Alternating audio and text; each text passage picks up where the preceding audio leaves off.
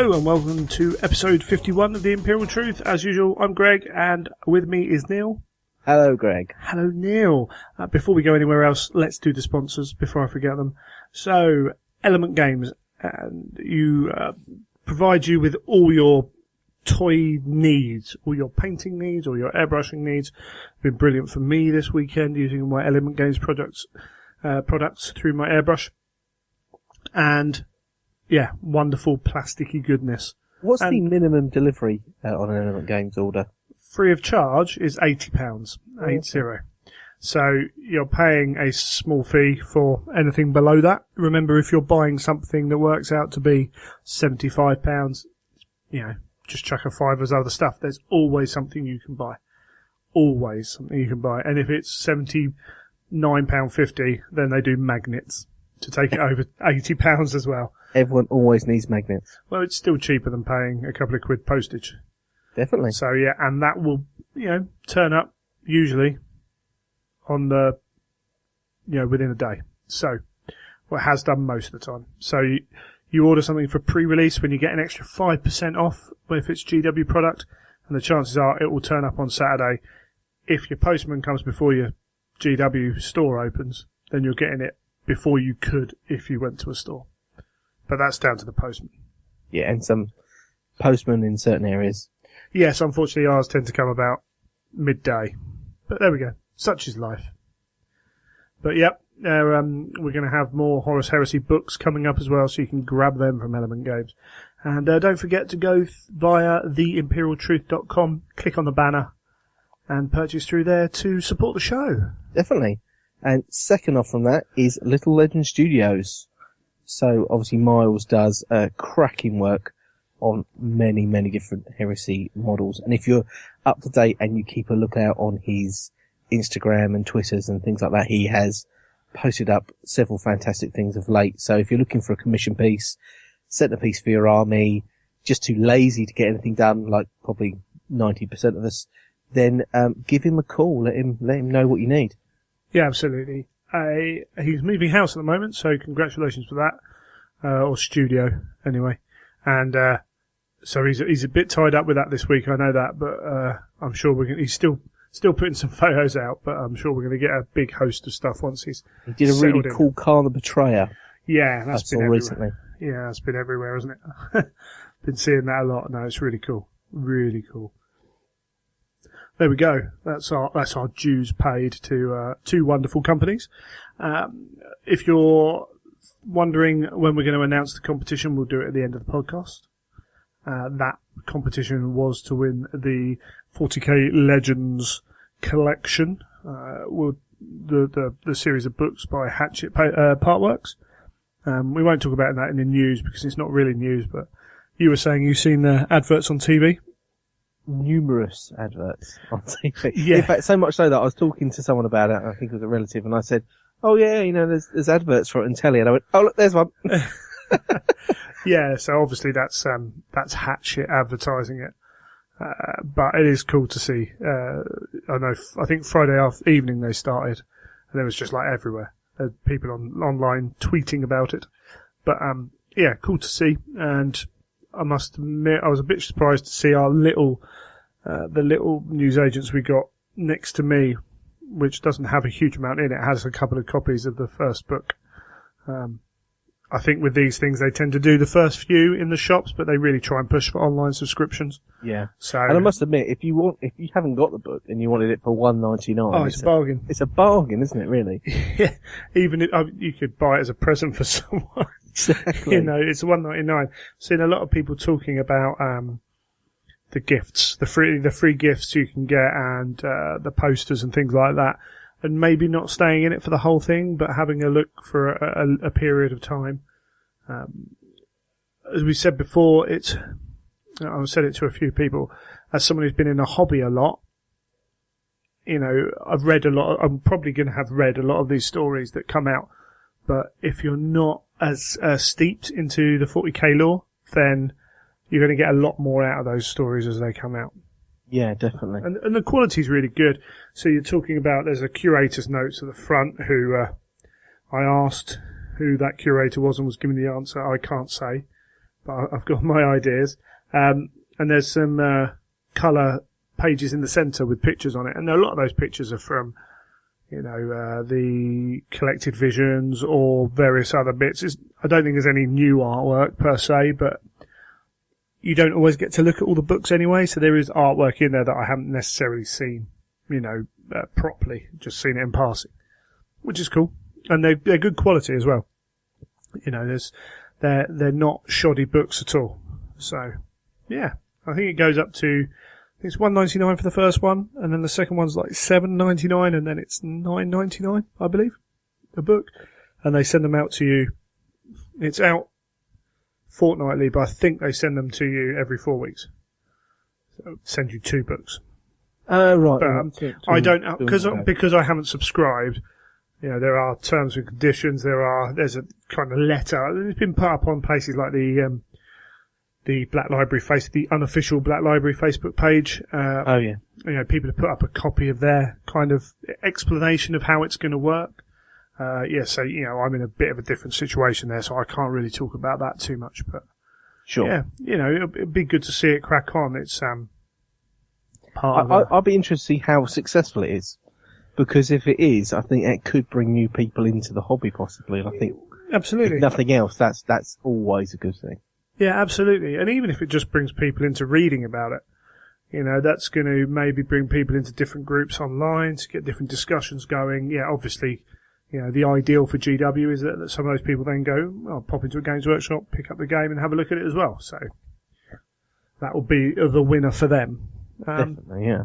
But cool. There's quite a lot of non-product kind of stuff that's been going on, and we'll probably talk about that a little more in the news. But have you been able to paint at all, Neil? Nothing. Not a single thing. Is that still good? Is that still working? It's starting to get a bit irritating now, and it's starting to feel like I feel like an athlete that is like after the Olympics and is just deteriorating. And every day that goes by, I think, I'd really like to paint today, and I can't. I just physically can't. I've got nothing with me, and it's starting to wear me down. So this is the first time you've been, put up against an athlete, Well, no, made that connection to being an athlete, is it? Well, I think professional painting is a bit like that. I think it's a muscle. I've always said painting's a muscle. You're just like athletes, okay? Yeah. But it's starting to get on me, and I think I've got a good couple of weeks to go before I can realistically get any paints out. So it's gonna be tough. Fair enough. The hardships of life, eh? It is. It's also quite weird thinking, do you know what? I don't actually have to paint every night. Like, it becomes a bit of a drug. Sure, yeah. And you start to think you're a bit addicted to it, and then now it's like, maybe I'm not that addicted. Have you got any models you can make? Well, I was thinking that might be my next step in. So I've got a couple of pieces I've got to try and convert for Golden Demon. Yeah. So I thought I could easily pick those up with a bit of modelling putty and a few tools, and just sit in the evening and just do an hour here, an hour there, just get stuff ready. Yeah, you don't need the same setup, do you? No.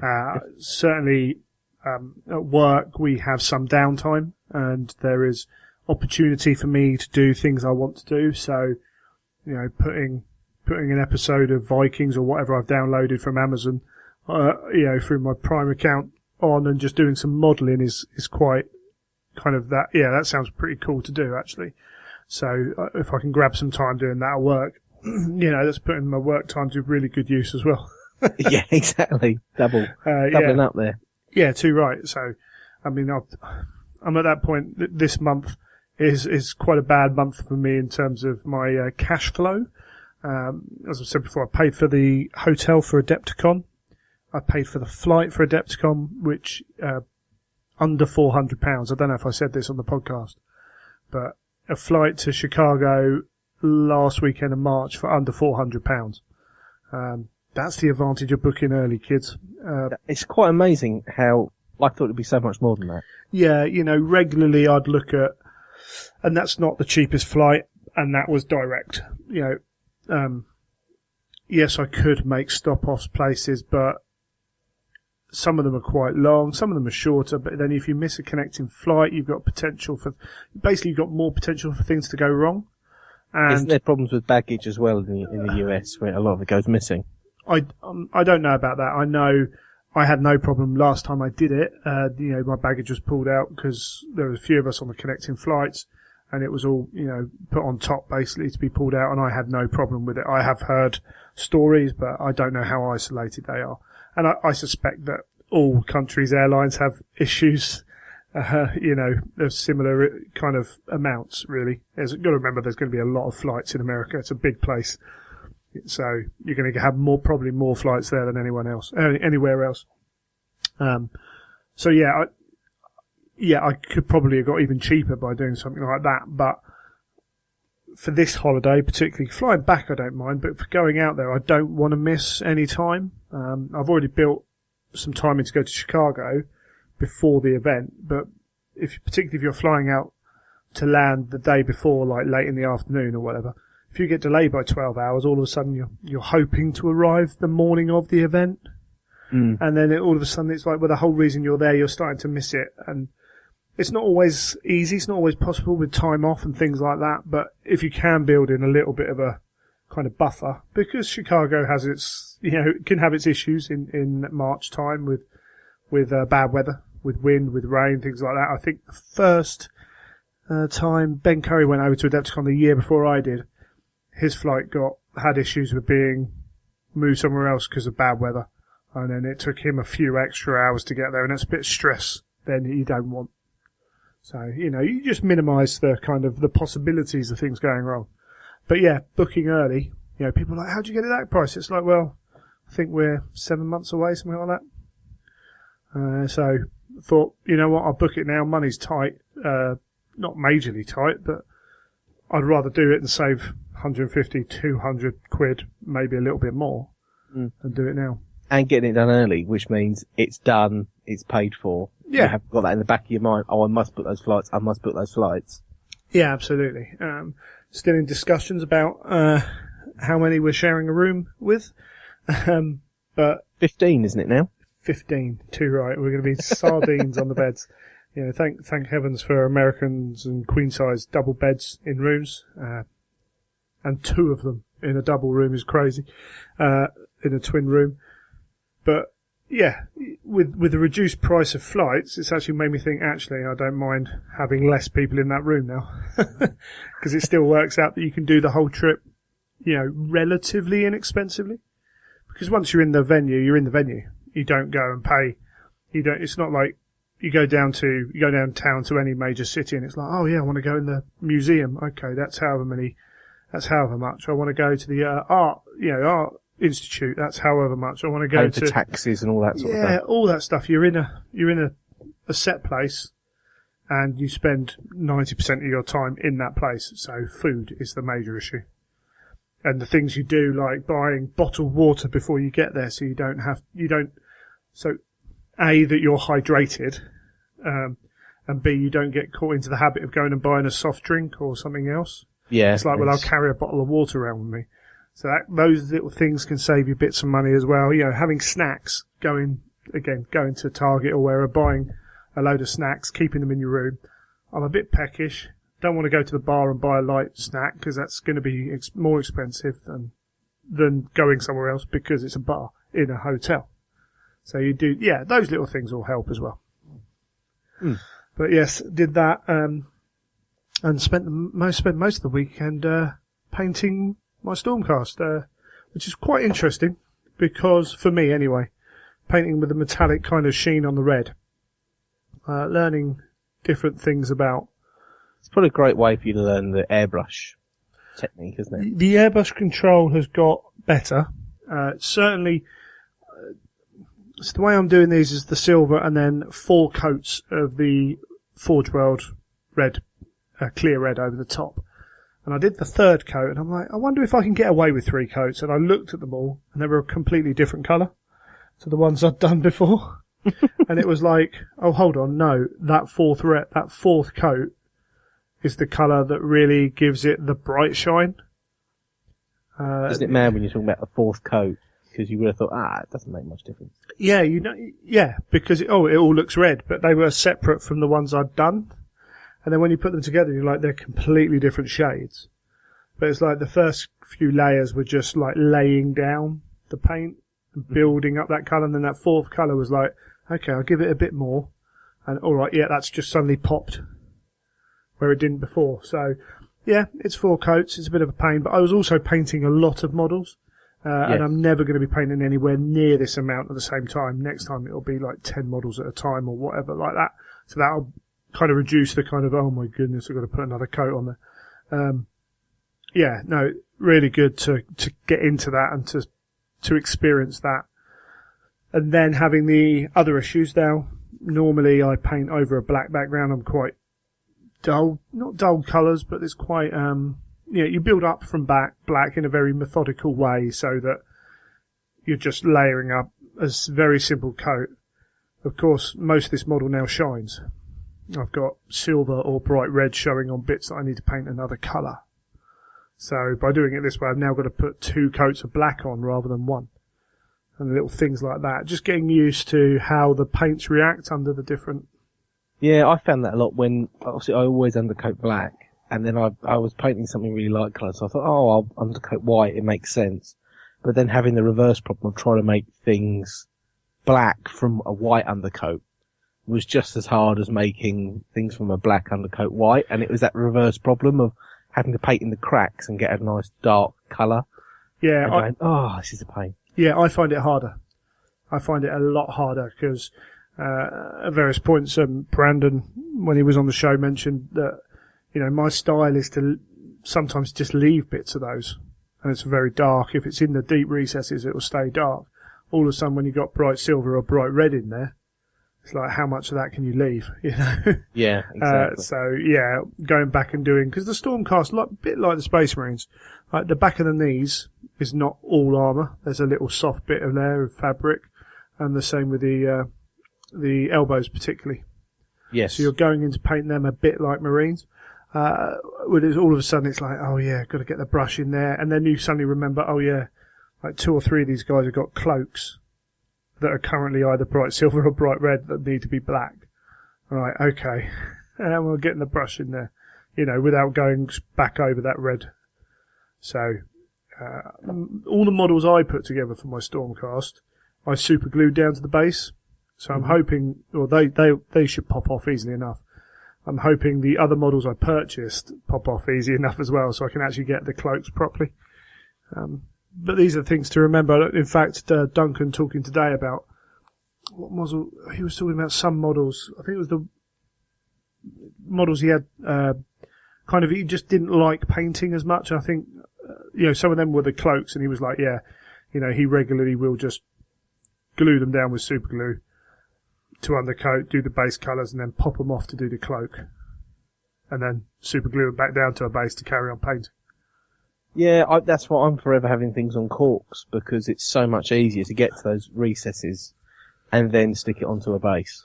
Yeah, and I don't blame you. If I had corks around and if I had loads of paper clips or whatever, I probably would have done that, but I didn't.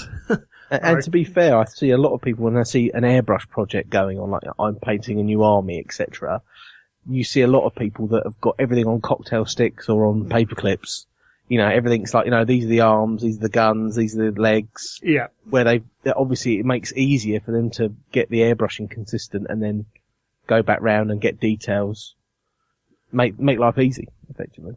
Yeah, absolutely right. I say, second best for me was to, say super glue the model down and then just it should pop off really easily off that base then. Because at the end of the day, these models aren't staying on the bases I put them on either. They're on plain 40mm bases. I'm going to do on mine with the Shattered Dominion bases. Yeah. So I'm going to paint them separately. Last stage is just to glue the model on. So, the bases don't matter on these. I can do whatever with them. And then sell them afterwards, I suppose. Make some money back. But yeah. I've been doing that, frankly. Which is cool. A labour of love.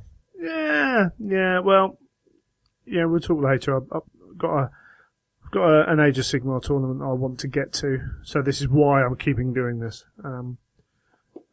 Getting a bit of a hankering to paint some Heresy though, so it might be a case of get these to a point, then go and paint some Heresy, then come back to them. We shall see. Yes. We shall see. The other thing I have been looking at, I've been talking to some people about the event, so I promised we'll do some kind of reporting on preparation to running an event. Last time we had, essentially, as far as we got was the possibility of an independent venue in South London. I actually went up to that venue and I talked to a few of the people up there about facilities, and unfortunately the club that are involved with that venue really don't have a huge amount of 40k, 30k terrain. This means, as I said before, this is actually like less terrain than I was under the impression that they had. So we're talking about a venue that would have 40 tables, and we're talking about 3 or 4 tables worth of terrain. So which is a huge shortfall. Now, yes, massive shortfall. The original idea was maybe if they had 10 tables of terrain, can we work 30 tables of terrain? So some clubs around London were, people in those clubs were willing to offer their club's terrain to a point. So, the Hydras, my own club, I'm sure that, if I chucked a bit of money that way, we'd be able to put a few tables up from them, and maybe Hay and maybe Titans and whoever. There's, number of clubs. The fact of doing basically 40 tables of terrain is probably a bit too much to ask at this point. It was brought up on Twitter. I'm going to try and remember the gentleman's name now. So, do apologise while man looks things up on the internet. Which is always Flynn? It was always a good one. Is that the person? I believe so. Flinny, yes. Good old Twitter, so it doesn't actually tell you names. So Flinny, or _paints. I say colon, not like a semicolon. KHOLLEN _paints. Is he someone you're aware of in the scene, is he? Yeah, I know him well. He won his first Golden Demon at the last Heresy Weekender. Oh, awesome. Excellent. So I probably know his face without knowing. Yes, you do, yeah. Excellent. So apologies for that. Names I'm useless with at the best of times, particularly in an event like that when you meet loads of people, half of them just don't stick. Didn't know who Neil was for, the first 3 podcasts. I still don't. I wish I didn't. Yeah, and he was like, well, can people bring terrain? Get people to bring terrain. Potentially, yes. This is something in Warhammer, the Warhammer scene, the Age of Sigmar scene on the independent events is standard pretty much. Most events I go to, we take our own terrain. That's become a bit easier with Warhammer and Age of Sigmar. Used to be 8 pieces on the table, now it's like 8 or 10, and you bring 4 or 5 for your, and then you, together with your opponent, you make up a table and do it. 40k scene, it's less of a thing, I believe, and 30k scene particularly. Well, part of that is because you need a bit more terrain. Yeah, I was going to say, with the old school fantasy and probably Age of Sigmar, you can get away with a bit less. Yeah, because particularly when you look at things like hills, were valuable pieces of terrain. Now, not so much, but you could easily put a hill, a swamp, a building or something into a small box and carry that with your army. Some people obviously bought more. If you're driving, it's not so much of an issue. If you're on a train, it's a real issue. Yes. Or can be a real issue. So, could everyone bring 1 piece of terrain? I'm sure they could. How much, 80 people bringing 1 piece of terrain each is 10 tables. If that. If they bring enough terrain. If their terrain piece is big enough, is suitable enough. So you're then starting to look at, again, having people to bring the majority of the terrain, which probably isn't practical at the moment. Potentially it could do. I mean, if someone's done this for 40k, 30k events and wants to talk to me about it, great, awesome, I'd love to hear it, but it's not something I'm familiar with. So what we're looking at is probably not an independent venue, a games club venue or anything like that. What I'm now probably going to look at is we've got multiple gaming places like Firestorm around the country now. So Firestorm, Element, Tabletop Nation, big in Bristol. Trying to think of the others now. Sanctuary Gaming. I probably won't go as far as Scotland. It's a bit far, but you've got some good venues up in Scotland as well. So, for ease of having all the terrain there, that's the reason I chose Firestorm in the first place. Probably look at one at Firestorm. And because Element Games sponsor the podcast, because I like their venue, because it's north where Firestorm's pretty south. I know it's, Wales, it's pretty far west, but it's in the south. The Element might sit well. So getting in touch with them to have a look at dates when they're available to try and work out when we're going to do these events. And that's pretty much where I'm at the moment. In terms of South London, actually one of the guys I was talking to at that venue is looking at running their own events. They got a bit inspired off of what we were doing with Taken Reaver and other bits and pieces and wanting to get involved in the community on that side of things. Looks like there might be an event in the southeast of London at a smaller gaming space, and then that might feed money back into more terrain for their own events. Yeah, for their own events. So hopefully, fingers crossed, we're going to be talking about that with the organisers for that. Don't want to say too much now because it's all still in the very early stages of being planned. But yeah, it's one of those things. I've been to Firestorm, I've been to Big, I've been to Element, so I know what they're like. I've never been to Tabletop Nation. I've seen some impressive photos. I know that Scorpion, I can't remember what his name is now. Is it Striking Scorpion it does Facebook, the YouTube videos? I think it's Striking Scorpion, something like that. I don't know the YouTube videos. Yeah, I'm trying to remember. He's like one of the biggest, does some of the best, YouTube videos, according to, my mate Dan and a few others. And he does them according to himself. Yes, too right. And he's based in Essex, and he goes to Tabletop Nation and does them, and there are certain aspects of that place that appeal, there's certain that don't. The fact it's in Essex seems like it should be really easy to get to, but it's not as easy as it probably should be. But certainly the drive home on the night might be on the Sunday night might be a little bit quicker. I've got potentially going to go up that way to talk to another podcast at some point in the next few months, so what I might do is try and detour down there, and as well, if I'm going up that way for something like that, I'll have to make the most of it. So, yeah, as well as the trip to IKEA, it'll be the trip down there. But yeah, so that's where we are at the moment.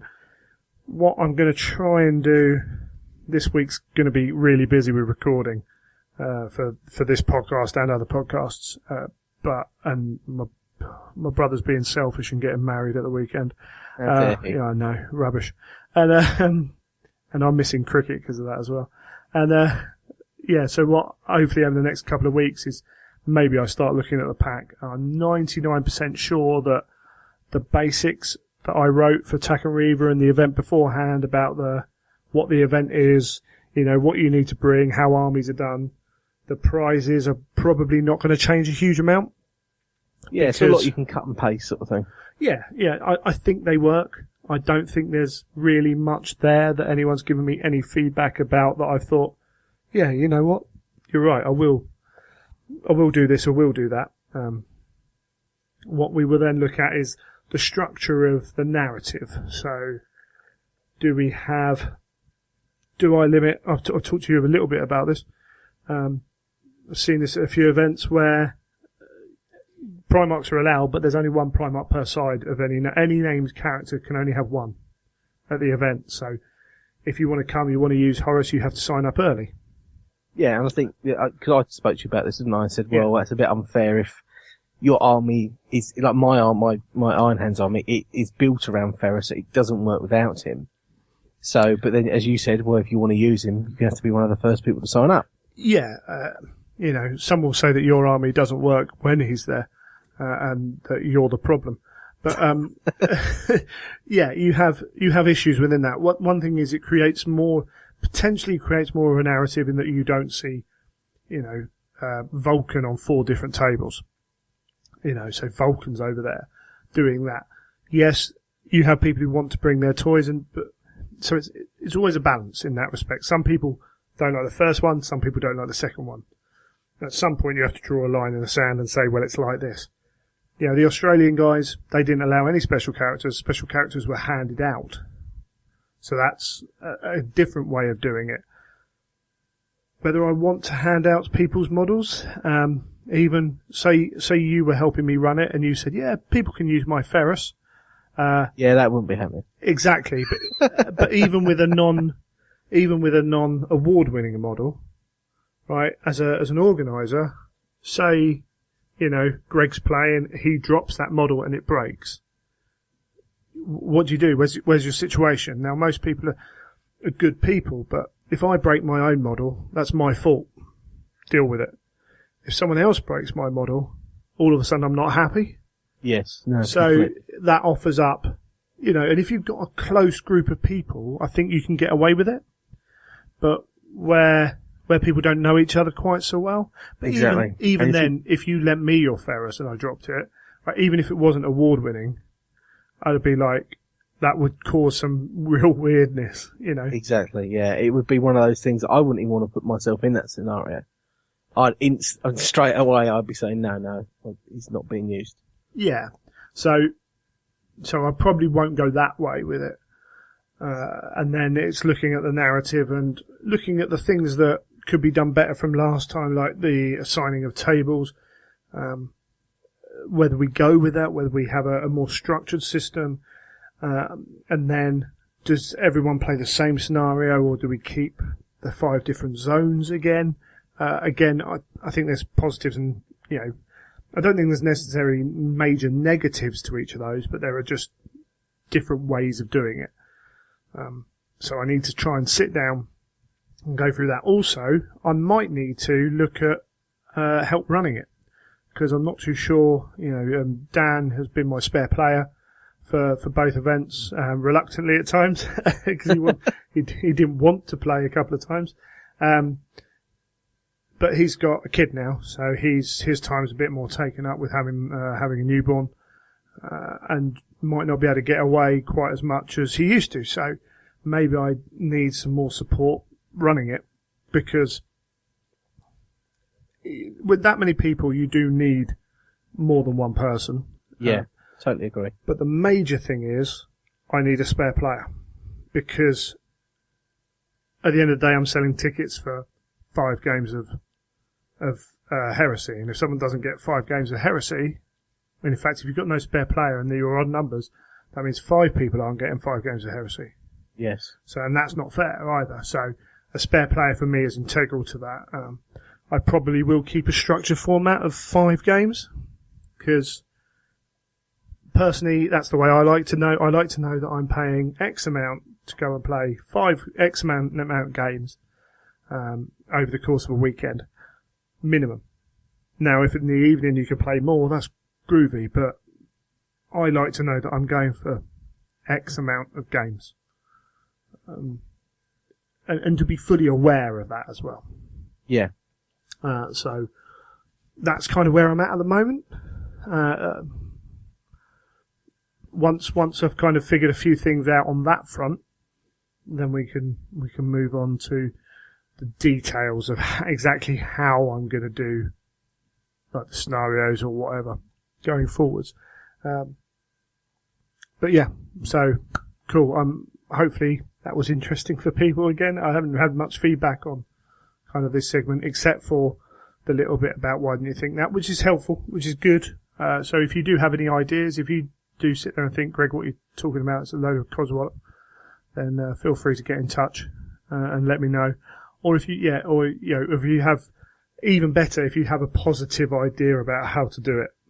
Because it's very easy to say that won't work, and sometimes you're right, it won't work. But what's even more helpful is to say that won't work, have you thought about this? Yeah, So, this is the way I would do it. Yeah, you know. And even if it's just, oh, I prefer this way, cool. You know, throw ideas at me. I might not use them, but it's always good to have that there to have a look at and bounce off of, which is cool. But I think that will do us for this section. Don't you think? Yes, I think so. Yeah, cool. We'll come back and we'll dive straight into the news.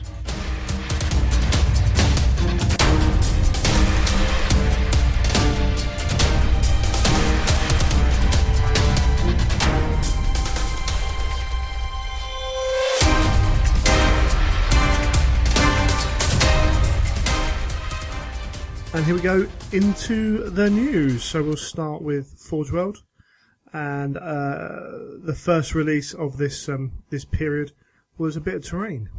Yes. The Realm of Battle Mars Pattern Imperialist Landing. I seem to remember Tony Cottrell complaining about how long that title was. Yeah. At the Heresy weekend. That shows you how long ago we actually knew about this coming out. Yeah, that's something I actually kind of want to talk about. Yeah, I didn't realise he'd mentioned that. I suppose the problem is you want to market it as a Realm of Battle board, so yes. There is that aspect to it, which is maybe not ideal for Forge World, but yeah, Mars Pattern, did that need to be in there? They use that for a lot of things, don't they, Mars Pattern? Yeah, have they got other landing pad? I mean, do they need Imperialis written across it? I remember him complaining because it was one of those ones of, I think he said something along the lines of, what have you made? A landing pad. Right, okay. Okay, we'll call it the Imperialis landing pad. Okay. Well, what pattern is it? Oh, it'll be Mars pattern.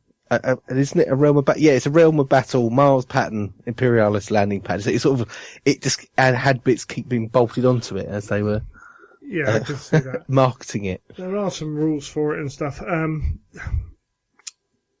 think it's cool. I like them. I like these tiles. There's not a lot to this one because No, obviously it's a landing pad. Yeah, it's fairly it's just built up as almost a square, isn't it? Yeah. And they say there are rules to it. Where are the rules? I think they're on the download section. I believe there are going to be rules for it. Okay, that would be cool. I could be wrong on that. Anyway, my problem with it is, if you haven't got a Realm of Battle board, it doesn't look amazing on the table. Yeah, because they're a little bit higher, aren't they? They're built up quite a bit. Yeah, and then if haven't got, you could put it on a normal Realm of Battle board, which isn't the Imperialist sector one. But then it would stick out a little bit. It would look all right. It would look fine. You could paint it into that thing. But how many people have Realm of Battle boards? Well, yeah. You know, I think my one major do, criticism about the Forge World boards, because I do love them, is the fact that because they're set out on those set tiles, often it's a really cool building or something, but it's always stuck in a corner of the board. Or, it's very hard to engage with the terrain because often you move away from it almost turn one. Right. And then you're in the open part of the board very quickly and it gets left behind. Yeah, it's kind of, if you've got the Imperialist one's got like road sections. Yeah, it forms a battlefield that is less malleable than your own terrain. But I mean, they're cool. Don't get me wrong. Oh yeah, I think they look great. And the detail on them is quite astounding as well. Yeah, I mean, you can get deals on the battle boards and stuff, but then paying £80 for this, I suppose if you've got the plenty of disposable income to be able to afford lots of stuff, it's not an issue. For me, I'm like £80 for that when I could be buying, a Triorus, choo-choo train. It's essentially the same price. It's like, well, I'm 99%.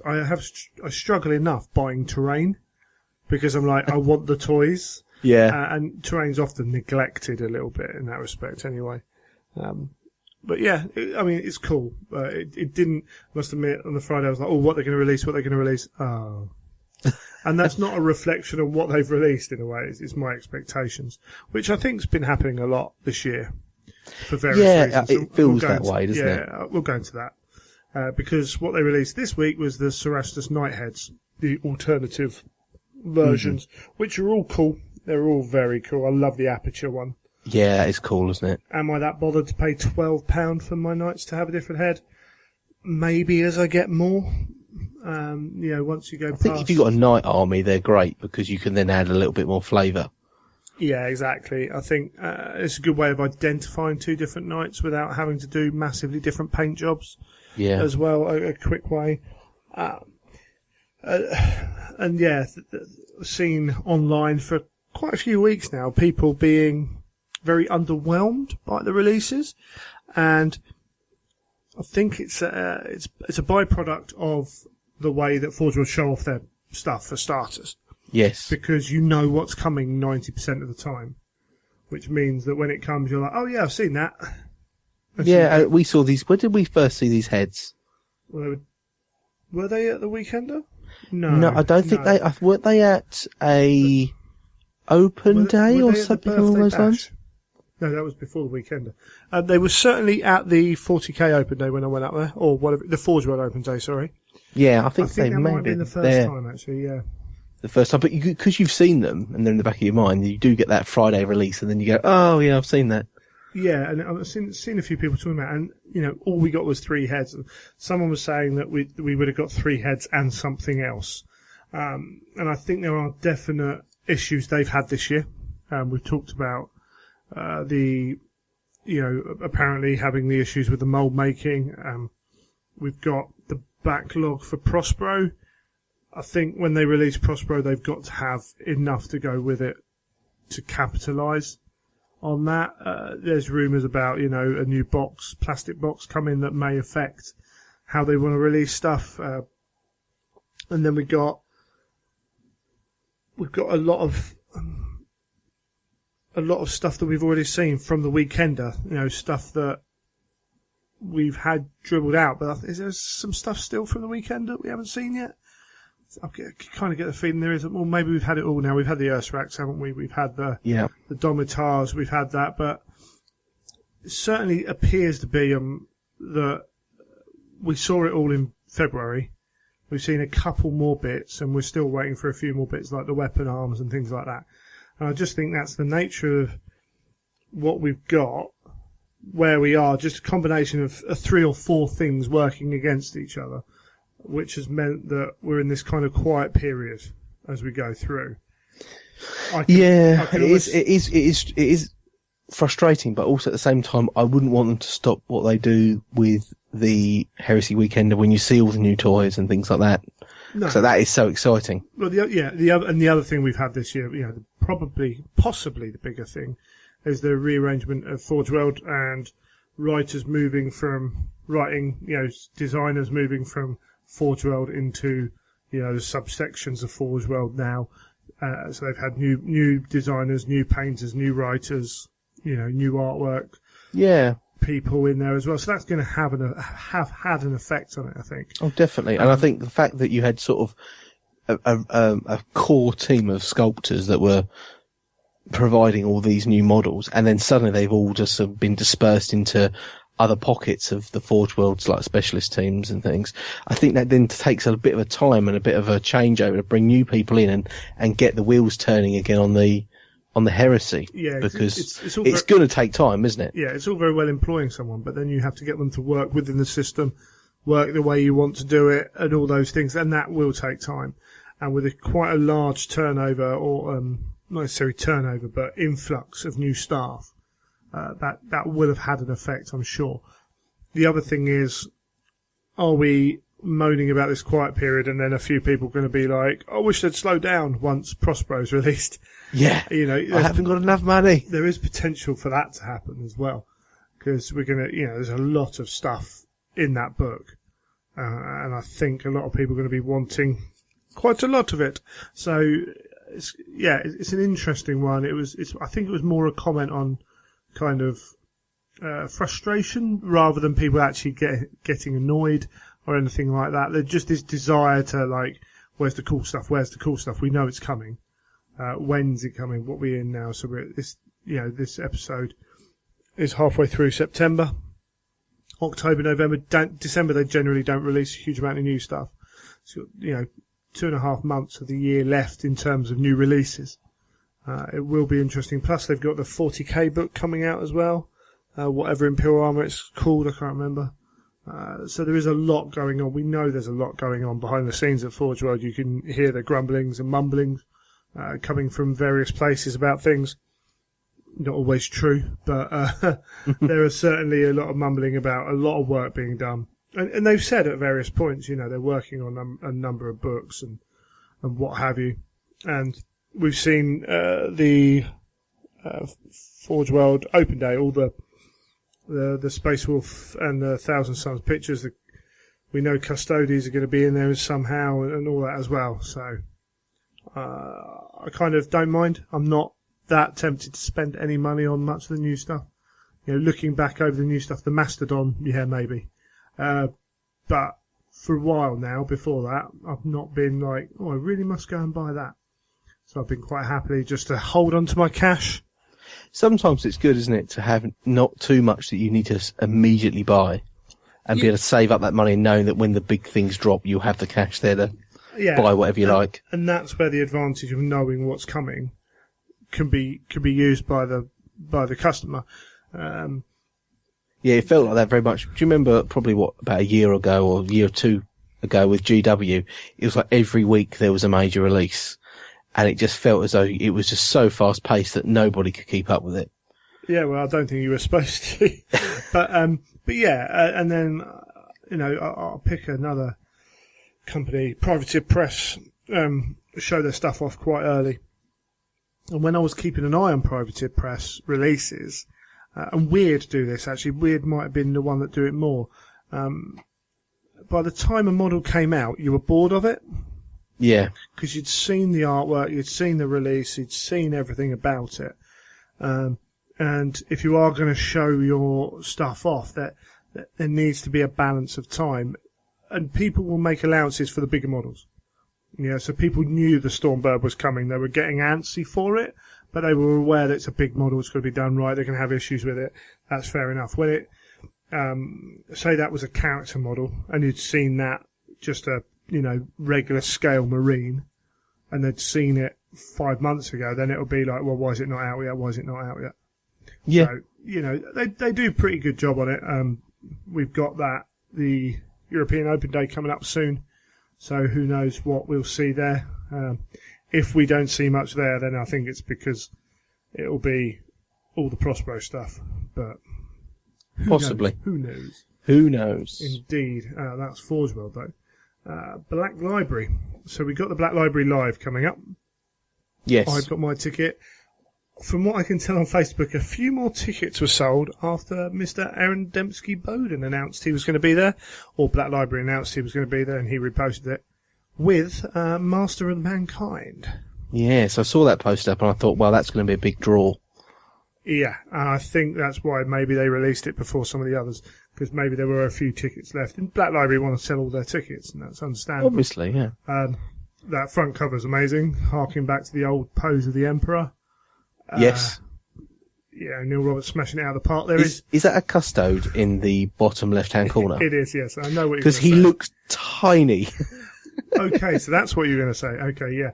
That is a custode. I mean, the Emperor's raised above him on something by the looks of it. But there is part of the mask going round into the back of the neck.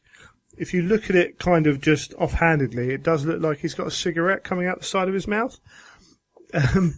Which someone posted up and Neil Roberts replied with, no, he's vaping.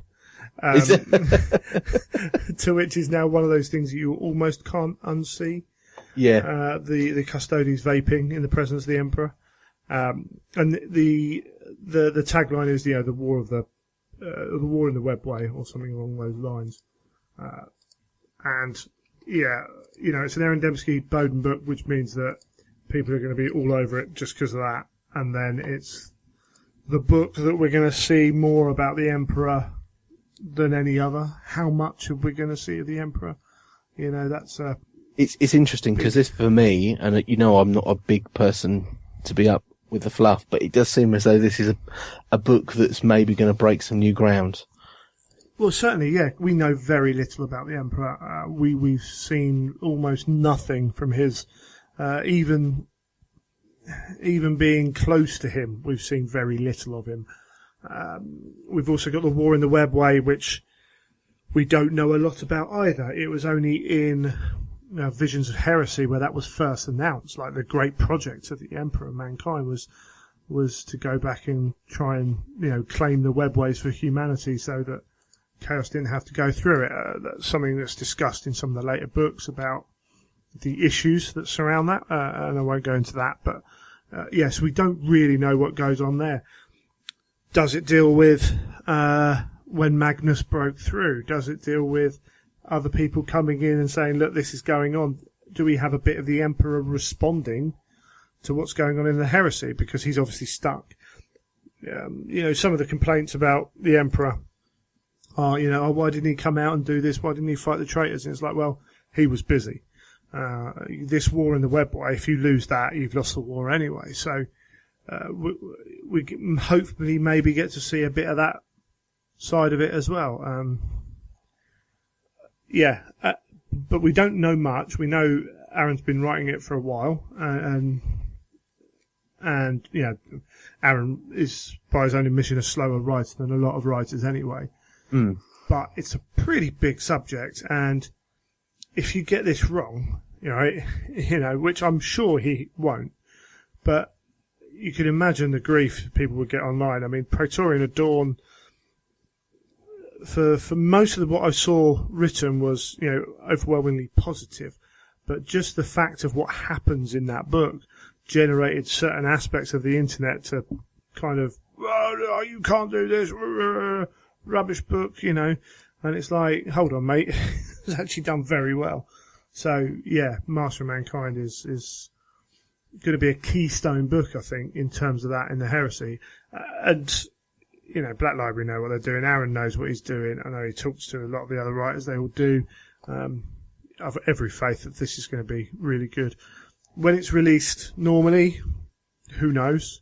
They have previously, with the big titles, released them not long after to try and, slow down that eBay market. But I could hope they're done that way. I could just see a load of people getting, mates to book it for them and then find out that it was all, it comes out 3 days later anyway.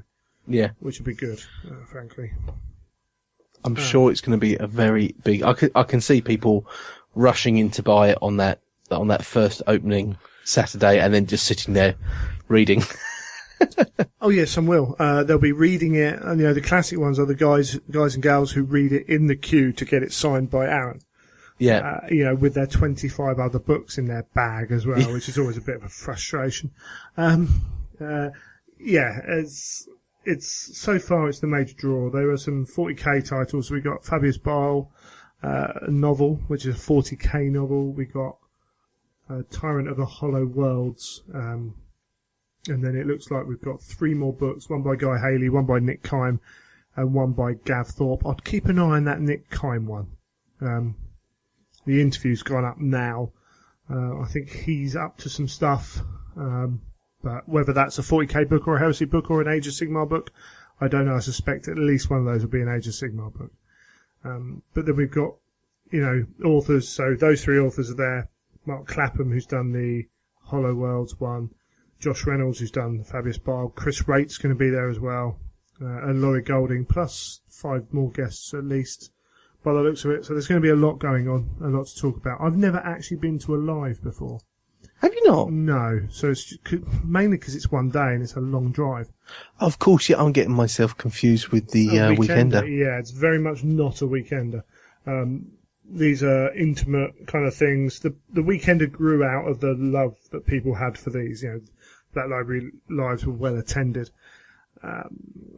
It's a long way. It's not a huge distance, but to go up to Nottingham and back in the day and do that and stay awake for that whole time and have the energy to do it can be quite draining. So I'm probably going to go up on the Friday, stay over somewhere. So I might be looking for a bed somewhere in Nottingham to try and save some money. But that'll make it easier, because want to get there fairly early. Not too early, but fairly early. And don't want to be getting up at like 4 o'clock in the morning down here to drive 4 hours, and all that jazz. Oh yeah, definitely not. Yeah, and that's Black Library. So I think that's the news. Oh, well, we might as well mention, for those who are unaware, Games Workshop live streamed their Warlord event. Yes. At the weekend. Did you watch any of it? I didn't see any of it, no. Heathen. Well, I was trying to think I had something a lot on that day, and I was trying to remember what actually was. Okay, it was I had 2 days. And I remember thinking to myself, no, I'm not going to get a chance to watch any of this. No, it was 2 days. I watched a little bit before I went to cricket on the Saturday, and on the Sunday I had a proper painting session, had it on in the background. They had, it was their first attempt at this. And a number of people who were kind of in that industry were actually saying it was a good first attempt. There are obvious things they can do better. They've been made aware of those. They were aware of a lot of them as they were happening or before they happened anyway. They only had one camera over the main table. We had Eddie and Rob from the events team. Rob's a definite 30k player. Know him from the Warhammer scene. And they were commentating on the game, but also, a lot of, 2.5 hour game of Warhammer or whatever. There's a lot to chat about. There's a lot of time to fill, so they're chatting a lot about other stuff as well. Is it like trying to commentate on a cricket match? Yeah. Where absolutely. you're sort of talking about the length of the grass and... No. Henry Blofeld will talk about Pigeon's Cake, the number 43 bus, for hours in between the cricket. It's so wonderfully British, it's unbelievable. And you don't even have to like cricket to listen to it. It's fantastic. But yeah, those guys were talking. We had some other guys off screen doing tech work, looking at the chat, feeding information back and forth. And Duncan, good old Duncan, Hero Duncan, whenever he appeared on the TV, the chat went mad. He was with the guys, just like live chatting with them. Sometimes he was off recording little bits that they then put out in the breaks and things like that. So he was walking around the room talking to people about their armies, so answering questions about his own stuff as well, and it looked brilliant fun. It really did. Fingers crossed that they want to do more. They've invested in the setup to a point, so they're going to try and do more. If you get an opportunity just to pop in, even if you just pop in just to try it out, you don't necessarily have to play Age of Sigmar to watch the Age of Sigmar 1 or 40k or whatever. There's enough Games Workshop content there to enjoy it. And I thought it was pretty good. Pretty good. Especially when you're having one of those painting days and you can just sit down and, when something catches your attention, you then focus in and watch it for 5 minutes or whatever. I must admit, because I saw a lot of people talking about having painting sessions while sitting there watching it, and I thought that is ideal because you've got it on in the background. It's not in your face where you've got to feel as though you've got to sit and watch it.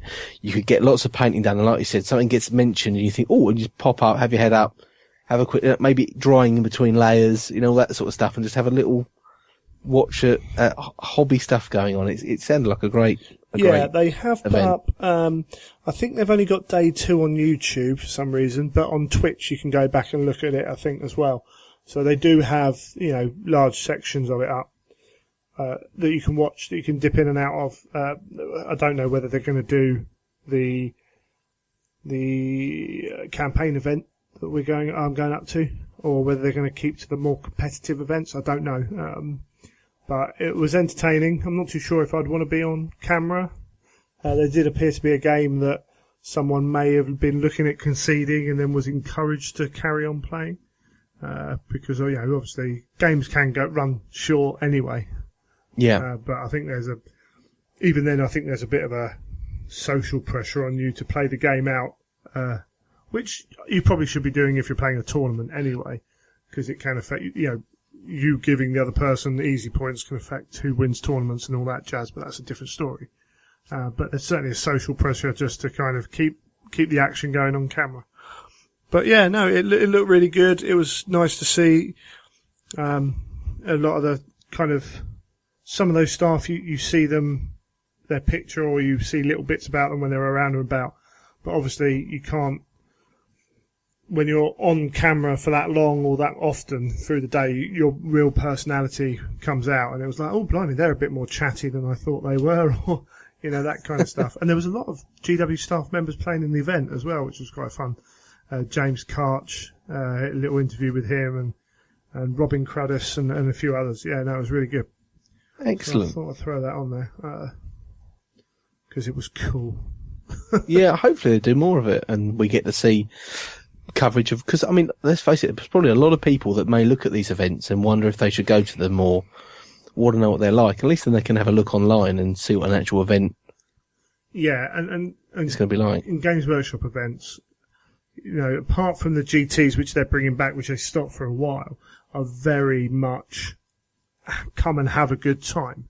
So you're getting points. A lot of the points are weighted for best game votes and best painting and all that kind of jazz as well. So it really does show off that side of it quite well. But I thoroughly enjoyed it, and you never know, you might too. You might not. But it'll depend. It also depends how much time you've got free, because it's not something you could flick on and sit there and probably watch solidly. You need to have something else to be doing, I think. Yeah, oh, absolutely, yeah. I'd struggle to get kind of drowned into that. But then some people have these, a lot of painters on Twitch or whatever, site they're using will sit there and paint for 2 or 3 hours while people are in the chat. And I think a lot of those people are painting alongside as well. But that can get quite addictive. Actually, I've never really been into it before, but I've just started to watch one person. It's like, this is quite interesting. No, must turn that off now and go and do stuff. And you just end up watching this stuff all night. But yes, I think we're done for the news. Yes. For this week. So we'll leave that there, and we'll come back and we'll talk about the First Heretic.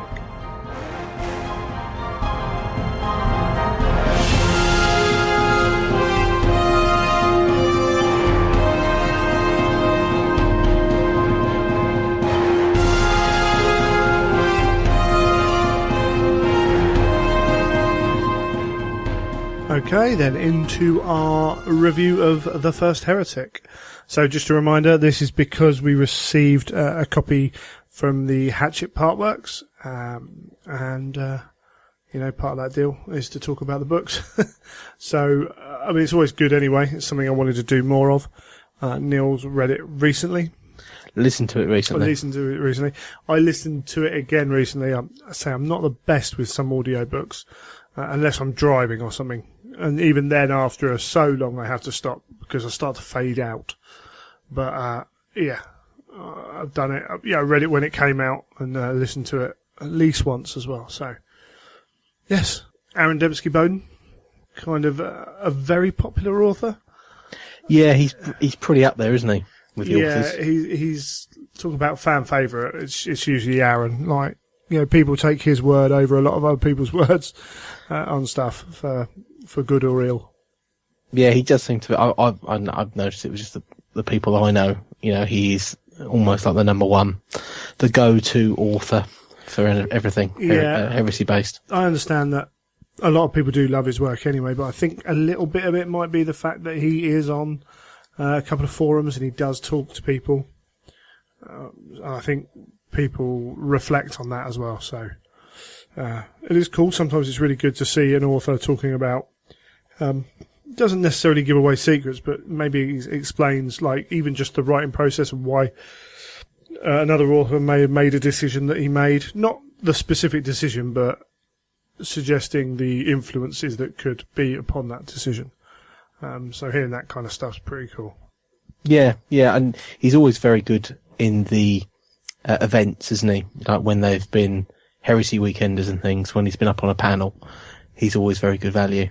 Yeah, absolutely. And hopefully we get to see a bit more of him. Yes, hopefully so. Talking about his stuff. And obviously we're waiting for... He's got Master of Mankind, which I think is due out next year. I think. Did you see his comment on Twitter? That was quite funny.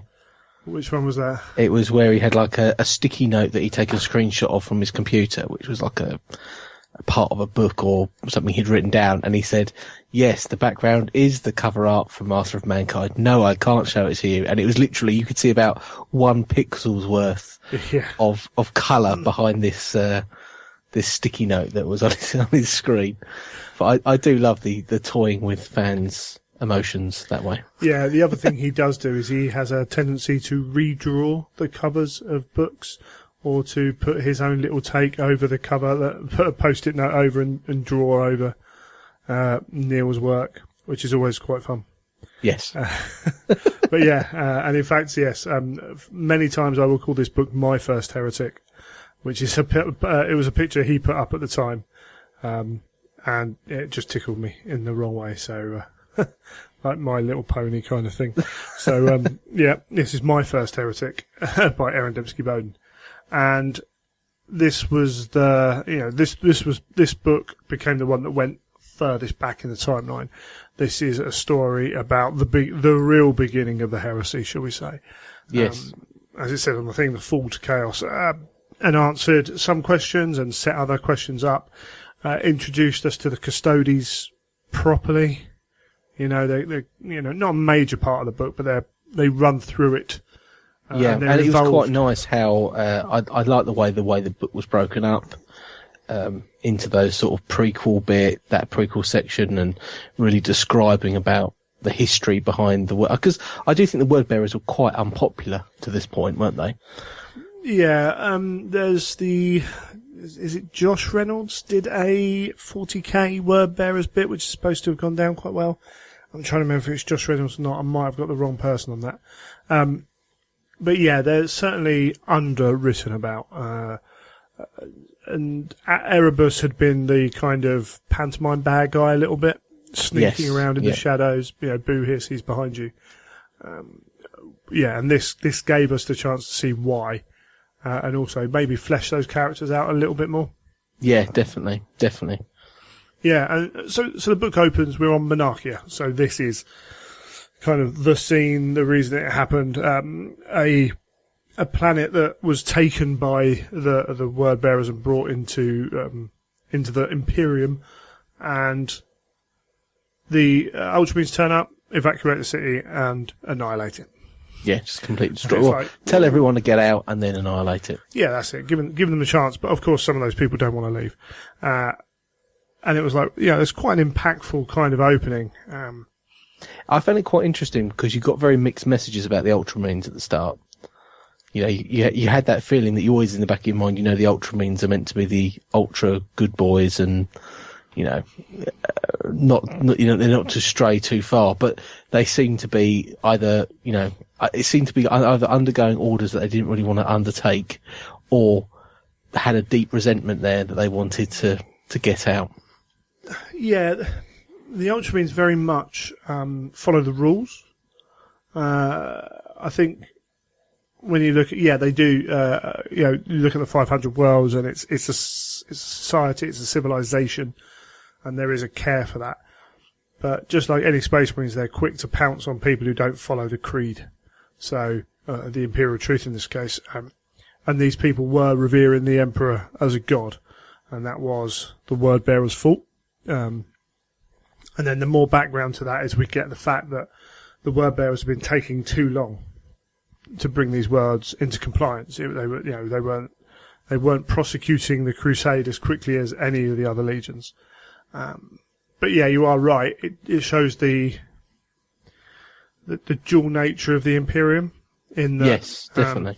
And this book highlights some of the issues. So some people look at the Imperium as the good guys. I've never done that per se, but the Imperium is there for man.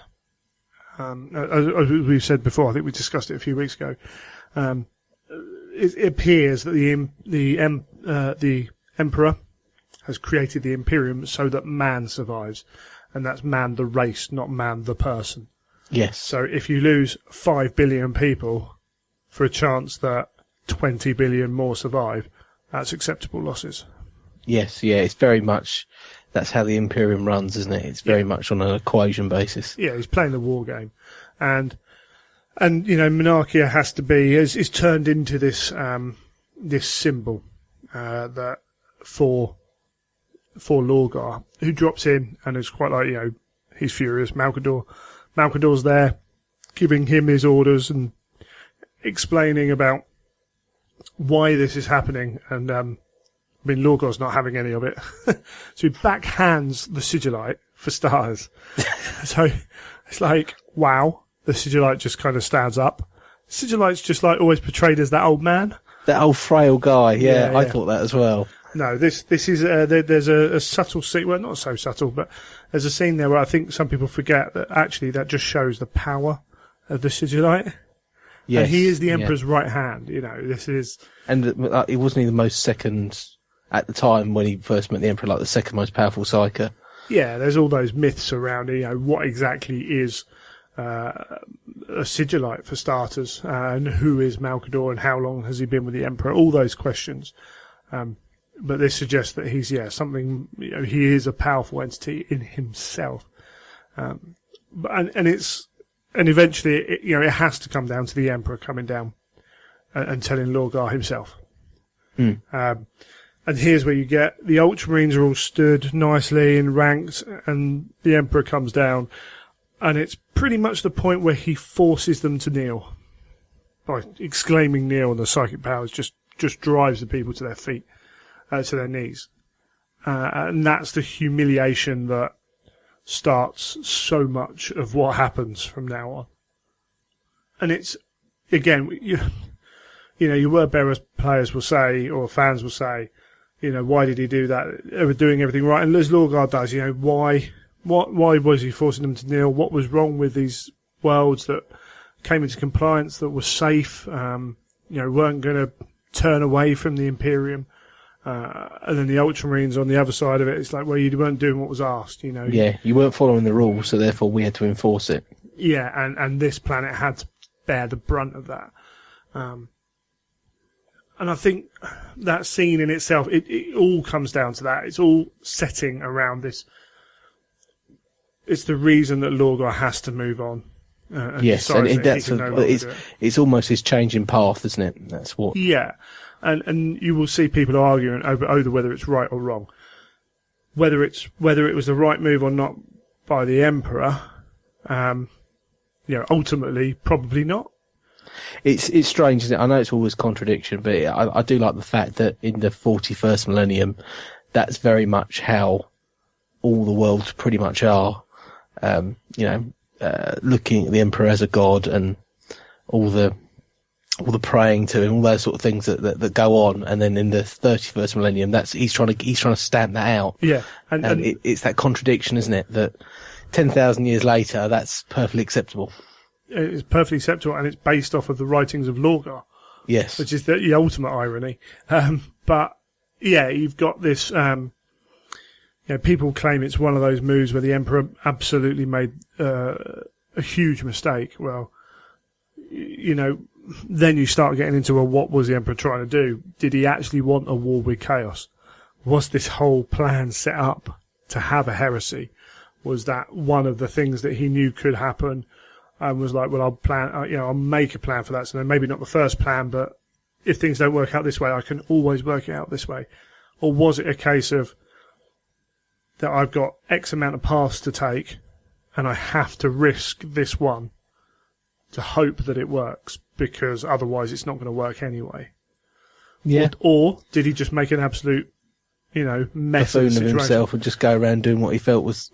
Yeah, and without understanding what the Emperor was trying to achieve from the start, you can't fully make that decision. But that's what I love about the Heresy and 40k and 30k, is those mysteries that are a little bit unwritten. Yeah. That I don't really want to know what the real details of how the Emperor was thinking and what he thought was good, or because it's better that we don't know, because it adds that air of mystery to the whole series. Yeah, and as we leave, Lorgar also gives smashes Guilliman with his mace, Illuminarium, and Guilliman accepts that as like, no, he's pained, everything else, which actually makes Guilliman seem a little bit less kind of the pain of the kind of aggressor, of the lording himself over. Yeah, because that could have gone the other way, couldn't it? Absolutely. That doesn't help Lorgar in this instance at all. And they leave, and they find Cyrene. Cyrene, can't remember her surname. Valantian. Yeah, something like that, yeah. And they take her with her as she gets into the story. But for me, the big part of re-listening to it was that immediate Lorgar's at a loss, doesn't know what to do. His whole Raison d'etre has been pulled apart. He's been told forcibly that you can carry on and do it, but all the worlds are going to be destroyed. Yeah, like sort of completely broken down and have to find a new path, which is sort of, I suppose, is what I like about it, is that's the first sort of section of the book. It really just goes into that. You realise that they really don't know which way to turn, do they, at that point? No, and we've all had times, I think we've all had times in our life, maybe not so deep, some deeper than others, where you think, what is going on? I've had instances where I've lost a job, and you're in that kind of, I don't know who I am, I don't know what I'm doing, and mine was very kind of shallow in that term. So you can kind of sort of dig into that, the character of Lorgar's been pulled apart. You know, everything he stands for has been told that it can't be there, and very quickly, Corfarin and Erebus are there. Yes. In his ear, and it actually, re-listening to it, was actually how much of Corfarin, particularly, he never stopped worshipping his old gods. Yes, he was very much sort of, no, this is what I believe is the right path, and I'm going to carry on. Yeah, and I wonder if that's because Corfarin isn't a full Space Marine, so maybe he hasn't gone through all the stuff that maybe just... Yeah, because he was a lot older, wasn't he? And he was sort of just carried along with it all. So maybe that he's past it. It's not what most Space Marines are moulded from a young age. Because he's got that older mentality. He's a bit sort of like, I'm too old to change, therefore I'm not going to. Yeah, and he always was in that. And Erebus with him. But for me, it was like, because everyone blames Erebus for the heresy. But actually, re-listening to that, like Corfarin's pretty much up there. I think as well, Lorgar very much takes his lead a lot of the time from Corfarin, doesn't he? Corfarin very much does manipulate, he's the one that he looked up to, and for all his years on Cultists and everything like that, he was there. So yeah, Corfarin's there, and Lorgar feels a bit betrayed by that, but actually, when that void's open and Corfarin's going, well, I could fill that void for you. Let's just go back to where we started, Maybe we were tricked. Which is a really interesting part of the book, because, if Corfarin's not there, does this happen? If Erebus isn't there, does this happen? If you very much, you feel as though that Lorgar's almost a little bit innocent at this stage, isn't he? He's a little bit sort of like, he's been told by his father, no, what you're doing is completely wrong, and you feel as though he's getting led down a path that maybe, Yeah, he's been wiped clean. So he's like, what am I doing? And someone comes along and says, come here, mate, I've got an idea. Yeah, that bad influence, that sort of devil on the shoulder sort of scenario. Yeah, and that's the whole book there, really.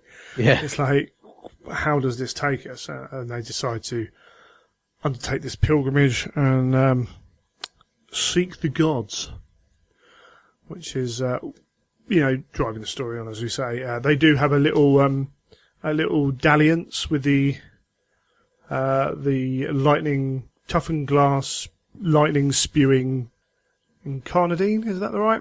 Yeah, I think something along those lines. Yeah, I must admit, I do like it when they introduce these weird alien races, because I always think, then it always adds a bit of flavour rather than constantly fighting the same sort of 40k aliens. Yeah, we all know so much about. You are right, absolutely. Yeah, the Incarnadine, was the name of the machine they unleashed. But they're fighting on this planet, which is really quite cool. It's a bit Bolter-porny. But we do get the Adeptus Custodes assigned to them at this point. So, as we were saying, these guys come in, and they're there just because the Emperor's a little bit like... keep an eye on these guys. Yeah, just keep an eye on them, help them along, because they might need your help. I don't think that's taken quite the right way. Yeah, it's a bit sort of more like they're being watched over, like naughty school children. Yeah, you're absolutely right. And maybe that actually feeds some of their animosity as well. But these guys are cool. They're just nails. I've always liked the Custodes anyway, but I think they're being written really well as well. Like from back in the early days, you knew a bit about them, and they always sounded quite cool. Yeah. But the way that they're being portrayed in this book and other books, it really they do sound, they've written well. You're not going, they're not quite as cool as I imagined them, or I don't like the route they're taking. They do have their own flavour. Yeah, definitely. And we saw in Blood Games is where they first appeared, that Dan took them and fleshed them out, and then Aaron's taken them again and fleshed them out again. And Aquilon, who's the leader of these 10 guys, is, he's quite straight-laced, but he's trying, He tries to get on with Argel Tal and those guys as through the book. And he's not there just looking down on, which is cool, because some of the others do. Some of the other Custodes really do put themselves above Space Marines. Yes, there's a certain complex they have, don't they, where they do deem themselves a lot better than Space Marines. Yeah, absolutely. And on this also, Cyrene starts to become like the chief of the martyrs from this planet that they saved because she saw the destruction and it blinded her. And again, immediately we're seeing that faith subverted to somewhere else. Yeah, So, they sort of just switched, didn't they? Yeah, they're looking at her now and holding her up to an extent. And she works very well again to have a look at Argel Tal, which I like because... Yeah, because he's quite humanised with her, because he often goes and speaks to her, and you get that much more sort of human side to him come out, don't you, rather than just being a Space Marine. Yeah, definitely. Yeah. And like the kind of final act of what we have here is Lorgar meeting with Magnus. Yes. Conversing with Magnus. And Lorgar's trying to question Magnus about the warp and, have you encountered anything and things like that.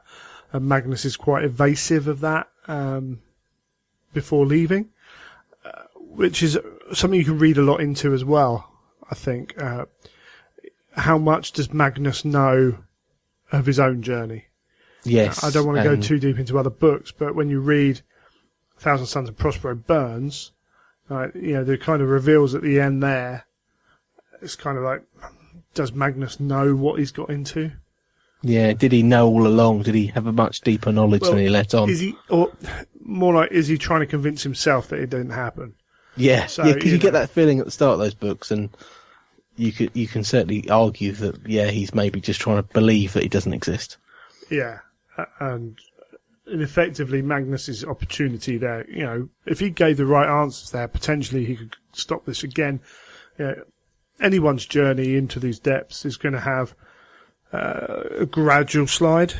People don't turn evil immediately. They make a choice and then they make another choice, and all of a sudden it gets easier and easier to make the harder choices. But also there's usually points at which they can turn back, and either they or someone else doesn't kind of trigger it. Yes. So you're looking at this point going, oh, Magnus, why didn't you say, if you said this, if you said that, maybe we could have got out of that. But it does not happen. And you think if anyone could, maybe Magnus could pull him out of that. Yeah. But, hey-ho, it didn't happen. We get the heresy. Yeah, it'd be a pretty weird story if it just all panned out and it was all fine. Yeah, and that's...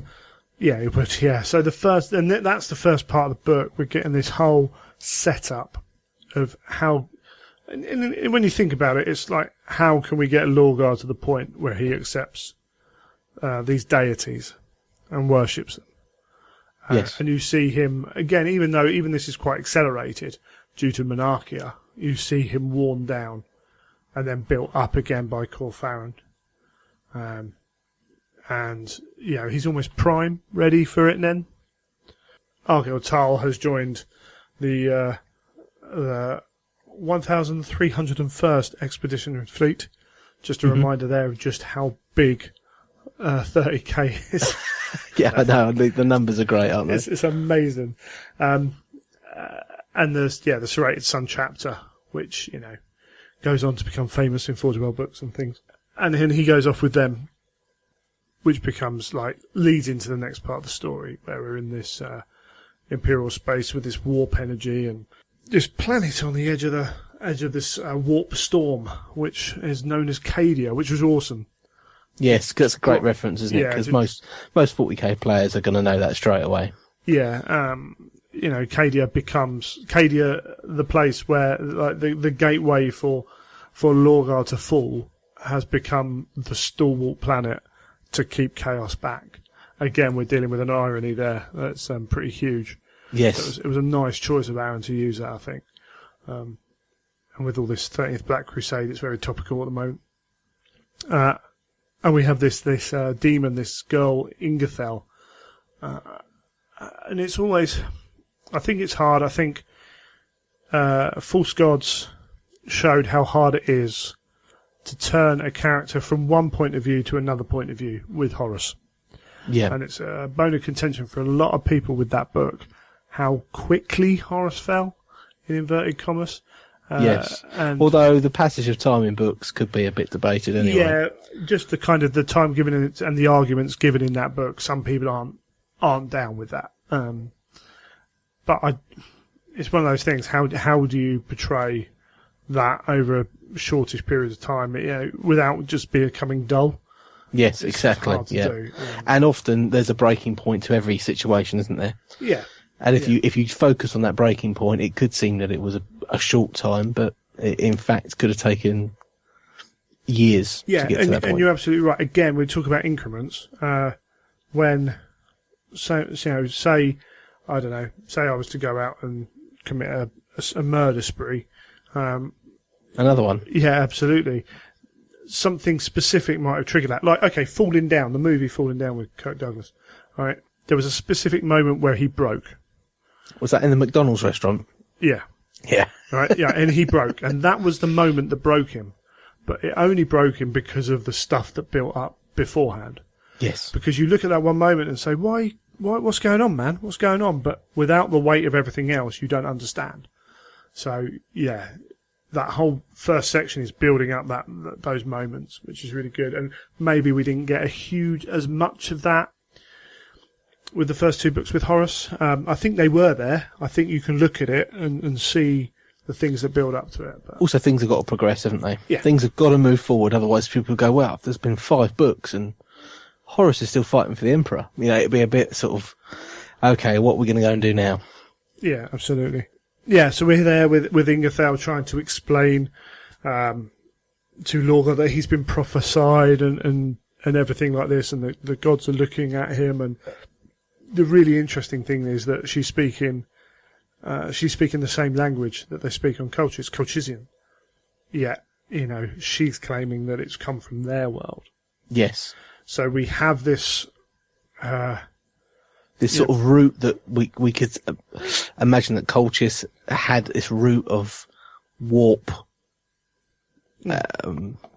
taint this religion. Taint this thing happening already on the planet. Yeah, so whether this religion came out from Colchis, at the end of the day, we've got Ingerthal the demon telling us exactly what happened. But I think it's, one assumption is that, it came out of, it is near the Eye of Terror, and it spread out from there, and Colchis was a tainted planet, as it were, because of its population. Yes. Which means that maybe Lorgar himself, as he's grown up, has almost been prepared for this. Yeah. Unconsciously. Yeah, it could have been. He's very open to it, maybe more open to it than, say, the Khan would be growing up out there on Thingy.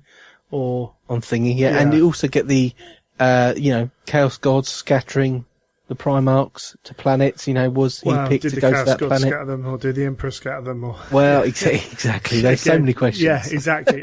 and people will pick their side, and they will go with that, but you can't, or I don't think you can always do that. There is enough out there to make you think about other things. And this society absolutely confuses Aquilon, because he's a Custodes, he's going to be more straight-laced than the others. He's like, yes, it's obviously non-imperial truth-based. Yes, very hard to defend, isn't it? Yeah, and I mean, we get to a point where we start having the ritual, and we got 9 tribespeople impaled on spears as sacrifices while Ingerthal dances naked. There's no way you're getting around that as being something that's not... Let's just see how this plays out. Yeah, and Lorgar's staying open, and I think he can start to see where this is going. But he's, well, maybe I'll give it a go, and that's when they throw Vendartha, who's another Custodes, as a last sacrifice. And then we get flipping death. Death and lots of nastiness. Yeah. And it goes on, and Ingerthal then transforms, ascends to show the truth of the galaxy. So at this point, then Lorgar's been shown that actually this demon's grown out of this sacrifice. So there's some confirmation, maybe. Yes, yeah, definitely. Yeah, but he's still not like foolish enough to just go through with things. And he chooses Argyle and the Serrated Sun to go through, to follow the path, so that I quite like that sort of way of almost testing the water a bit, isn't it? Yeah, he's no He's fool. not diving in there himself, going, right, this is great, let's crack on. Yeah, this actually highlights kind of what we said it before. Like, can you trust anything a demon says? Just by the very nature of what the demons want, whether you think they're good or bad or neutral or a parasite or whatever. And often that's highlighted as well, isn't it? Yeah. With a lot of demon conversations. Yeah, so Lorgar's like, okay, I can see something's going on here. We'll send them through. Orfeo's Lament goes through with Argyle Tyle's company, with Ingathel on it. And they disappear for no time at all, which is really cool and quite confusing. If you're not like paying full attention, it was all of a sudden it's like, what's going on here? They're in there for 3 months, I think it is, something like that. They witness, Yes. they get to see the truth. They get shown the Primarch project is the one that's always brought back to. So this is the Primarchs in the cryopods at the creation. A similar scene to the one that Horus dreamt of. And got shown round. We do get descriptions of the Primarchs and stuff, and that's all a completely different subject in itself. And then Ingathel kind of tempts Argyle Tyle to smash the Gellerfield generator, allowing the Primarchs to be flung to every corner of the galaxy. Yeah, see, I quite like this because we've gone back to the Primarch project a few times, haven't we, in the books? It's, Yeah. And each time there seems to be different people going back to it and different things, different reasons that things have happened from different people going back, if you know what I mean. So, yeah, I found this bit quite interesting that we had another story that demons have taken these guys back and they're seeing this as well for the first time and the changes that were made. Yeah, absolutely right. And a lot of people take this as Stonewall fact, which amazes me actually because of the nature of what it is. And I'm not saying didn't happen this way. Nature of demons as well. You're in the warp with a demon who wants what demons want, and they show this image which happens to kind of tell everything that Argyle Tyle needs to move on. It all seems a bit perfect, doesn't it? Yeah, and if they've got the power to do this, you do wonder why they haven't done similar things more. Yeah, they've got the power to go back in that level of time and change things. Not just that, onto Terra, onto the Emperor's kind of most holy of places, most protected of places where he's doing the Primarch project, and to break all that. But on the other front, you've got when Horus went back in his vision, like the Emperor was said to have looked at Horus as well. So that's a bit of muddying the waters more. But then the Primarchs did get scattered. So how did they get scattered? Yeah. So it's just one of those things. We know the Primarchs got scattered. That's all we know. That's sure. all we know. Yeah. I don't think. I mean, you can make your arguments for any series of explanations, but I really don't think you can categorically state that one of them happened over the others. I never trust a demon anyway. No, I think they show through all the books that they're after what they want, and that is it. But yeah, and the kind of, I mean, he does see the landing of some Primarchs as well, which is that bit where you get some interesting remarks. I found that bit a bit confusing when I was listening to it because half the time I was listening to it and trying to work out, what bit am I on and who is that? Which Primarch's that? And I spent so long trying to work out who it was or what was going on. Then it flicked to another Primarch. I think that's easier to do reading it, where you can just reread that little section over again. Yeah, and you can when you listen to it, it sort of progresses and you go, hold on, what?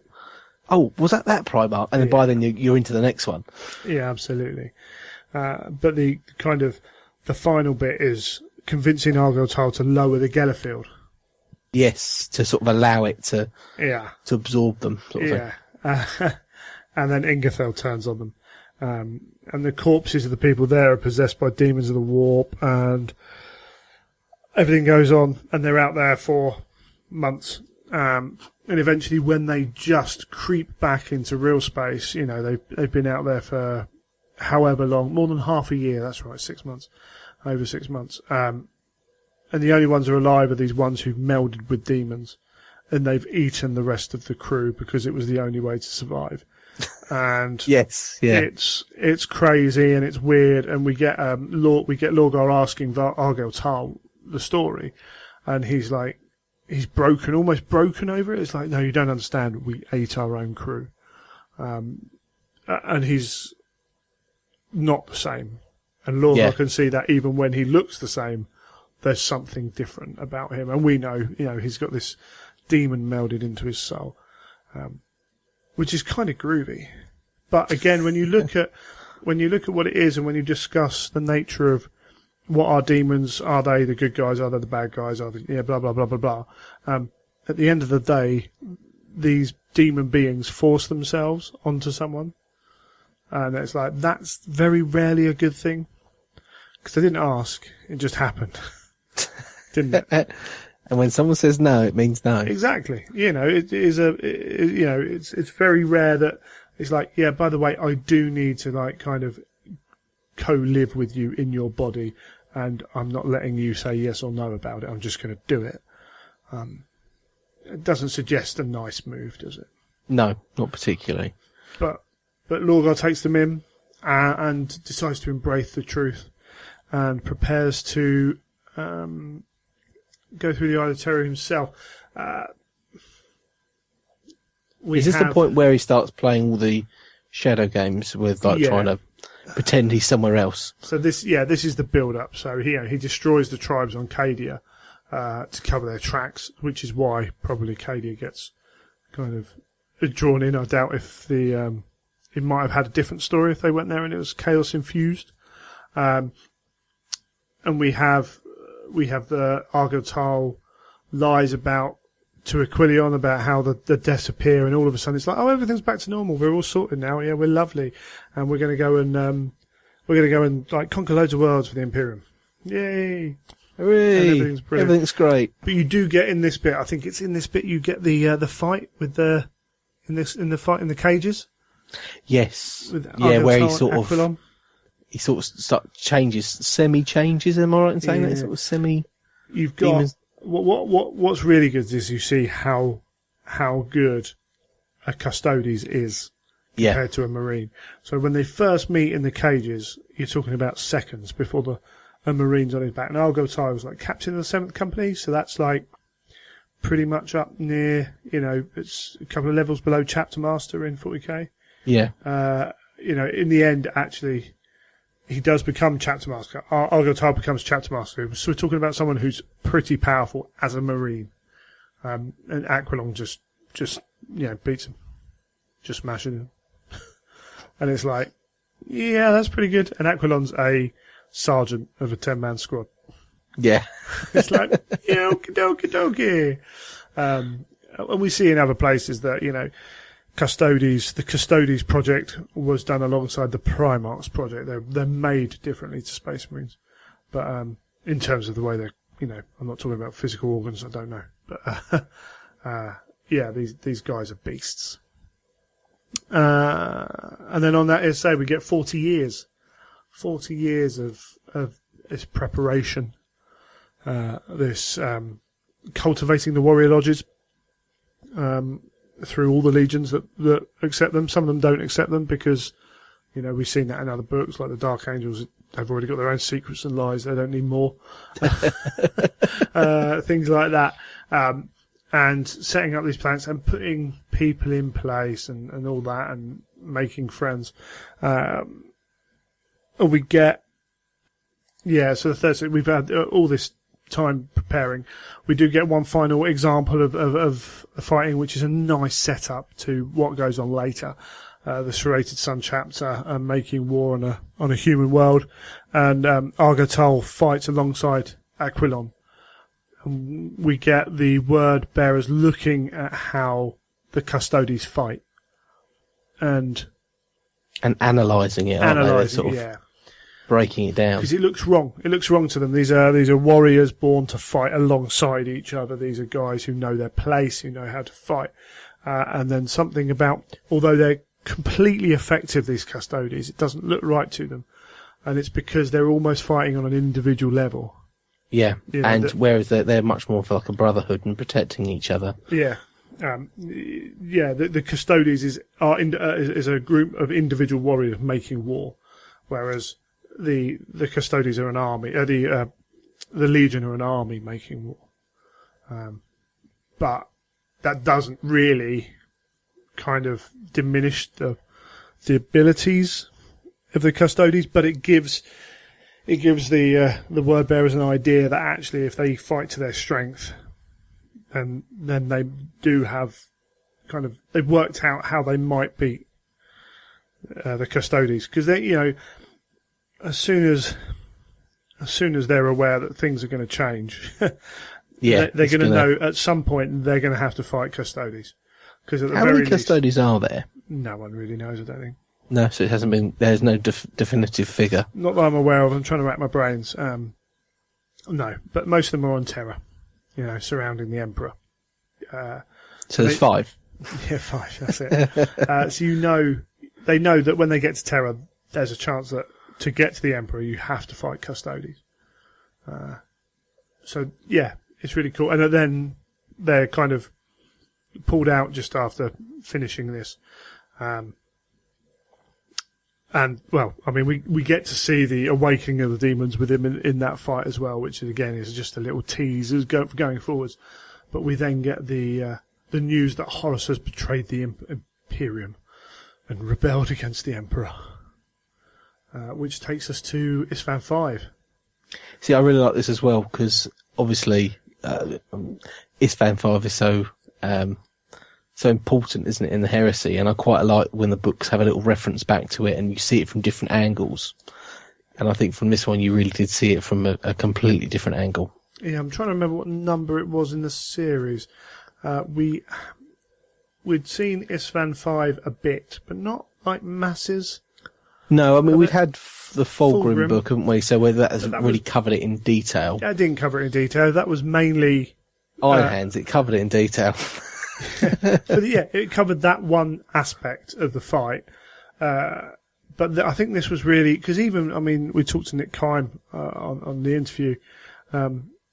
Even when he came to do Vulcan Lives, it was felt that there were big parts of Isstvan 5 that weren't told. And it is such a big story. It's huge. I like the way that this was brought in, and you're seeing this from the betrayal side, aren't you? Not from the encamped bad guys and the good guys trying to break them down, but from the knife in the back from the other legions as they're sort of preparing to stick the knife in. Yeah, absolutely. We get a nice little piece beforehand on the Fidelitas Rex of the 4 secretly traitor legions and what plans they're going to have to deal with the loyalists. And we also have Argotar's demon talking to him. So Raum the demon starts to prophesy that he knows when they, as in Argotar and him, are going to die in the shadow of great wings, which is always nice to throw something in like that. So no time scale on that. As you read the books, it's like, okay, you're always looking out for that thing then with a character, which is quite cool. Yeah, I love those little references. Yeah. And eventually these guys drop in on Isstvan 5 to fortify the drop site, and we get to see the Raven Guard running back towards them. Yes. Which is cool. And entreating for help. And then all of a sudden the word bearers raise their guns and open fire. And Tarl's right at the front of that. By this point, the word bearers have had 40 years. They've wheedled out almost everyone who's not going to be on board with this. Yeah, and that's why if you're using any of the word bearers special troops, you can't have a loyalist word bearer force in the game. Yes, yeah, they're almost complete fall, aren't they? Yeah, so, you're going to have the odd word bearer here and there, maybe, who escape that. But, yeah, it's either Great Crusade or it's traitors. Because Yes. they're the bad guys. And yeah, I mean, it's Fan 5, lots of murder, death, kill, which is always good. I like the way that they sort of describe the Iron Warriors and bits and pieces in the book as well. Yeah. And it's very much sort of, they're just like encamped and Yeah. sitting in their little fortresses, don't want to come out. Yeah, doing what they do. Yep. Bless them. And we get Korax attacking the Galvor back before being confronted by Lorgar, which It's an interesting one, isn't it? Because you're seeing this from the word bearer's side, but he's not a particularly powerful Primarch, is he? He's not portrayed to be. No, and also, Korax is fight or flight here. Yes. Right? Lorgar knows that he's got dudes around him. Korax is just like, in fact, he's chosen to fight. It's no, I'm taking these down with me. Yes. And so he's on Lorgar straight away and almost kills him. And it's only the intervention of Conrad Kurz that saves his life. Yes. And that must rankle real big for Lorgar. Doesn't he say something like, I won't be around next time to save you? Sort of. Yeah, just has a little dig. Because, by this point, Kurz is off the chain. Yes, and he's just going for it, isn't he? Yeah, and he doesn't care anymore. We see that later on. Kurz is, almost wondering why he does half this stuff. And Korax retreats and goes off and does what he does, and you hear about that in other books. We start to get some deaths, but we've had some deaths of the Galvor back in. We get Argel Tal feeling them, and Rauam's there, kind of just hiding behind the face of Argel Tal. And we finally get the fight we want, which is Aquilon. Yes. We've had a little bit of subtext we won't go into too much with Cyrene and that, but they finally get Aquilon and Argel Tal on the ground on Isfahan 5. You don't actually get to see the real fight that you want to see, but I do love it. You got the two groups. I don't think the Custodians can really understand what's going on, even though they can't process it per se. It's so alien. That's what's so great about the Isfahan fight, isn't it? It just becomes everything's so strange to everyone. Yeah, we get Argel Tal tearing off Aquilion's head, and the final Custodes throwing his Guardian Spear at Zaphan and impaling him. And then he breaks his vow of silence just long enough to express his hatred of the dead chaplain, which is cool. It's one of those fight sequences which actually, it's not very big, it's not very long, but it's just about perfect, because it's, the Galvor back have gone full demon at this point. Yes. And yet these Custodians are still scary enough. There's a lot of Galvor back there. Yeah. And it's like, hold on, they're still going to take a few of them down with them. Shows you how good they are. Yeah, these guys are pretty manners. And then we get, the final little bit is Argel Tal mourning the loss of what's happened, of having to kill the Custodians and Zaphan dying. I quite like the fact that they sort of turn back as well from that demon state. Yeah, that's because I thought to myself that once they're in that demon state, that's it, they're permanently in it. But I quite like that transition backwards and forwards. Yeah, and we get, as we go through, we actually see like the second generation of Galvor back. I can't remember what they're called now. And there's a different symbiotic relationship there between the two. But yeah. Argel Tal's still much. I mean, we get it right at the end. We get Rauam declaring that they're brothers. So Argel Tal and Rauam are in the same body as brothers, which suggests a form of equality. Yes. It's not Argel Tal losing his body. And I think it made that actually a little bit easier to take on board and to accept, I think, because I think if you think of everything as just pure demons, I think sometimes it's hard to relate to it and have them as it's their side of the story, if you know what I mean. Yeah. And I quite like the fact that they sort of transform back into that more human state. Yeah, absolutely. And we probably should have covered maybe a little bit more of the fact that, Aquilon was trying to find Cyrene to find out what was going on, and in the end, he kills her because of what she tells him. Yes. All the words bearers' sins, 43 years of their sins, and Argel Tal arrives there and she's dying in his arms, and that's kind of another spark as to another layer on top of the fight they've been having. Yes. But yeah, I think the book was great in that kind of showing us exactly why and how a Legion can fall so far. Yes. From where they are. It was very well done, because I think it's a difficult topic to write, because when you say like the pantomime bad guys, it's then very hard to sort of make them into a credible force that you actually can feel something for and empathise with, and see why they went down that journey. It's not easy to work all that out. In Fulgrim we saw a Legion fall, and they fell into chaos, but it was very kind of specific way into chaos. It was always going to be Slaanesh, and it was, how useful are they afterwards? But this needed to be so much more than just giving themselves up for chaos.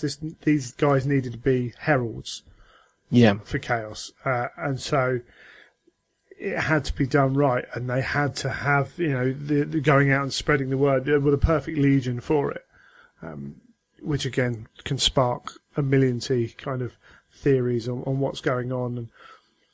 And had they not fallen, would the heresy have happened? Would Fulgrim still have fallen? Probably, because that's not really got a huge amount to do with this. Yeah, he was quite separate from all of this, wasn't he? Exactly. Really? Yeah. So who knows? And Lorgar, it creates this picture of Lorgar. We know he's writing the book of Lorgar, and aspects of that are taken in the Lectitio Divinitatis, as we said, which goes on and becomes the Imperial Creed, the religion that the Emperors worship by in the 41st millennium. I like the fact as well at the start of the book they talk about that having new parts added to it and new parts written to it all the time. So it's constantly changing. Yeah, you're right. And that also goes to show that there were 43 years where Lorgar was writing stuff. Yes. And kind of like potentially fiddling around with that as well. There's lots left unsaid in this book. And lots of nice little facts and little tidbits to take out of it, and little. It has got so much to it, hasn't it? So many. It has, absolutely. So many levels. Yeah. It's not a very A to B story that, no. start, middle and end. There's so many different avenues. Yeah, it sets up a lot of stuff going forwards. We get a little bit more about Erebus. Is he quite as kind of hateful a character? Not full of hate, but one that we love to hate as he was beforehand. Argel Tal becomes a bit of a hero, even though he's, kind of sold his soul. Yep.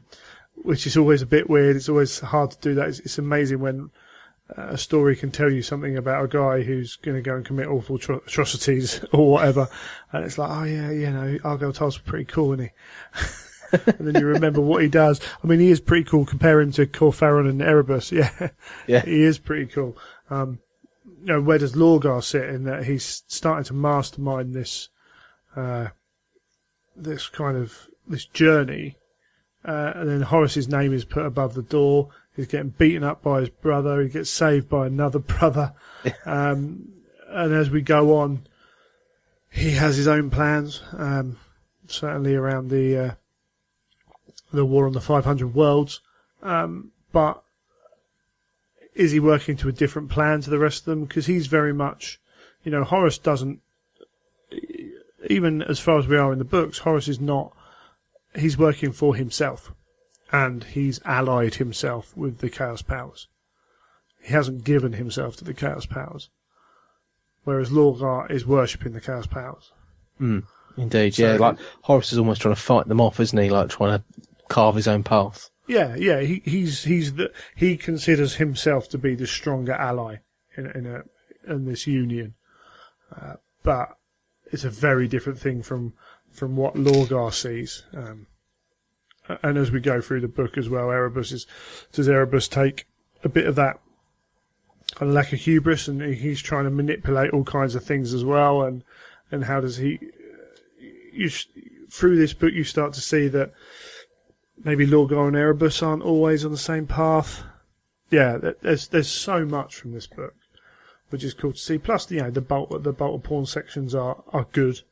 You know, yes, they're not always good in these books. Sometimes I find them actually a little bit awkward to listen to, because there's always so much going on and happening. It's very easy to miss a section or miss a bit and then lose your place. Yeah, then you're suddenly like, oh, how did he get injured? Yeah. Yeah. What do you mean he's lost a leg? Yeah. No, I think I'm with you on that. Again, I think for me, audiobooks aren't brilliant because visually I get caught by something and my mind wanders a little bit. But yeah, there's a lot in this book. Obviously, it sets up what happens on Calth as well. Yes. One of the bitter enmities. The road to Calth. Yeah. Yeah, as much as it could be said to be the problem. Yeah, the problem with Calth is it's very one-sided in terms of the view. The Prospero is, the Thousand Sons and the Space Wolves. Similar feelings towards each other. The Ultramarines and the Wordbearers, it's very much kind of the Ultramarines are like, all right, buddy, and the Wordbearers are like, yeah, buddy. and very much looking to set that up. But, that's brilliant for the Horus to be able to use that, because the Wordbearers do become a little bit used, but then Lorgar's playing a different game to Horus, isn't he? Yes. So, yeah, the characters, Cyrene became a favourite. It's one thing Aaron does very well with his characters, and I think that's one of the reasons why he gets a lot of credit. He also, it's one thing, it's been talked about a lot of places. There isn't much room for female characters in 30k particularly, because it's all Space Marines. Yeah. So having these female characters, and Aaron does it quite often. You get, a lot of ship commanders. A lot of other writers do as well. Ship commanders are always good because that's a powerful position where it can be female or male. And having the opportunity, everyone can't be female because then it looks weird and it feels weird that there's no men doing it. But it's important to get these female characters in there because all the Space Marines are male. And, it's not great in that respect. That's the nature of the time that 40k was written and everything else as well. We have the Sisters of Silence, but they're a little bit token. But you can't go back and re-alter all that history. It is what it is. Indeed. But yeah, anything else about the book? I don't think so, no. Nice cover. Oh, so, yeah. Yeah, so we've got, I assume that's Aquilon at the front and Argel behind. The Galval back and the models as well. I mean, it won't be long till we start seeing Custodes, I suppose. Yeah, that'll be quite a sight, I think, when we start to see those. Oh, won't it just? I want, Neil, when you paint them, I want you to paint all his names down the inside of his armour. Yeah, that's... oh, my God. And we get to see the Galval back on the table. They act pretty much how you'd expect them to act after reading the last passages of this book. Yes. Kill their Spartan. Don't let it get to you, because they will rip face. Yes. Make them walk to you. Yeah. Yeah. I'm not too sure how much more to talk about the book. We've done it in we've been talking about it for quite a while, like 50 odd minutes. And we've gone through the stages of it. Let us know if that's the way you like these to be done. We don't want to go into huge amounts of detail either, do we? We don't want to go into a sort of an after Eleanor. No, yeah, it's not after Eleanor. If you want really, I mean, it was more detailed than I maybe thought I was going to do when we started it. More of a run through of the thing. Maybe we could be a little bit more overview. But yeah, if you want the full details of these books, eventually after Eleanor we'll get there and do a stupid amount of hours on it. But yeah, let us know, because we haven't quite done this before. Yeah, and I think it would be a nice thing to incorporate into the other shows as well. Yeah, absolutely. And it's something that, particularly there are a number of people I know who've got real kind of background in certain legions and things like that, or specific books. To get them on might be cool as well, which is all good. But yeah, it's up there. First Heretic is a lot of people's favourites. Yeah, I know. I've had a lot of people say it's their favourite heresy book so far. November 2010 it came out. Really? Yeah. Oh, word. That's almost 6 years old. Stack me. Yeah. Blimey. So it must be about book 17 or something like that. Yeah. Cool blimey. Cool blimey, Governor. All right. I think we've talked about it enough. So we'll wrap this up and come back and close the show out.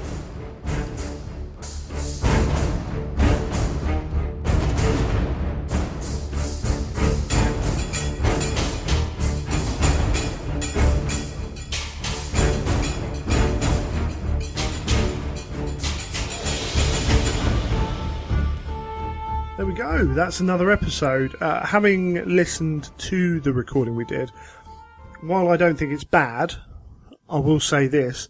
I think we could do better next time. I think so too. Yeah, I think part of me was a little bit in the After Ulanor mode, but I wasn't trying to do an After Ulanor type thing.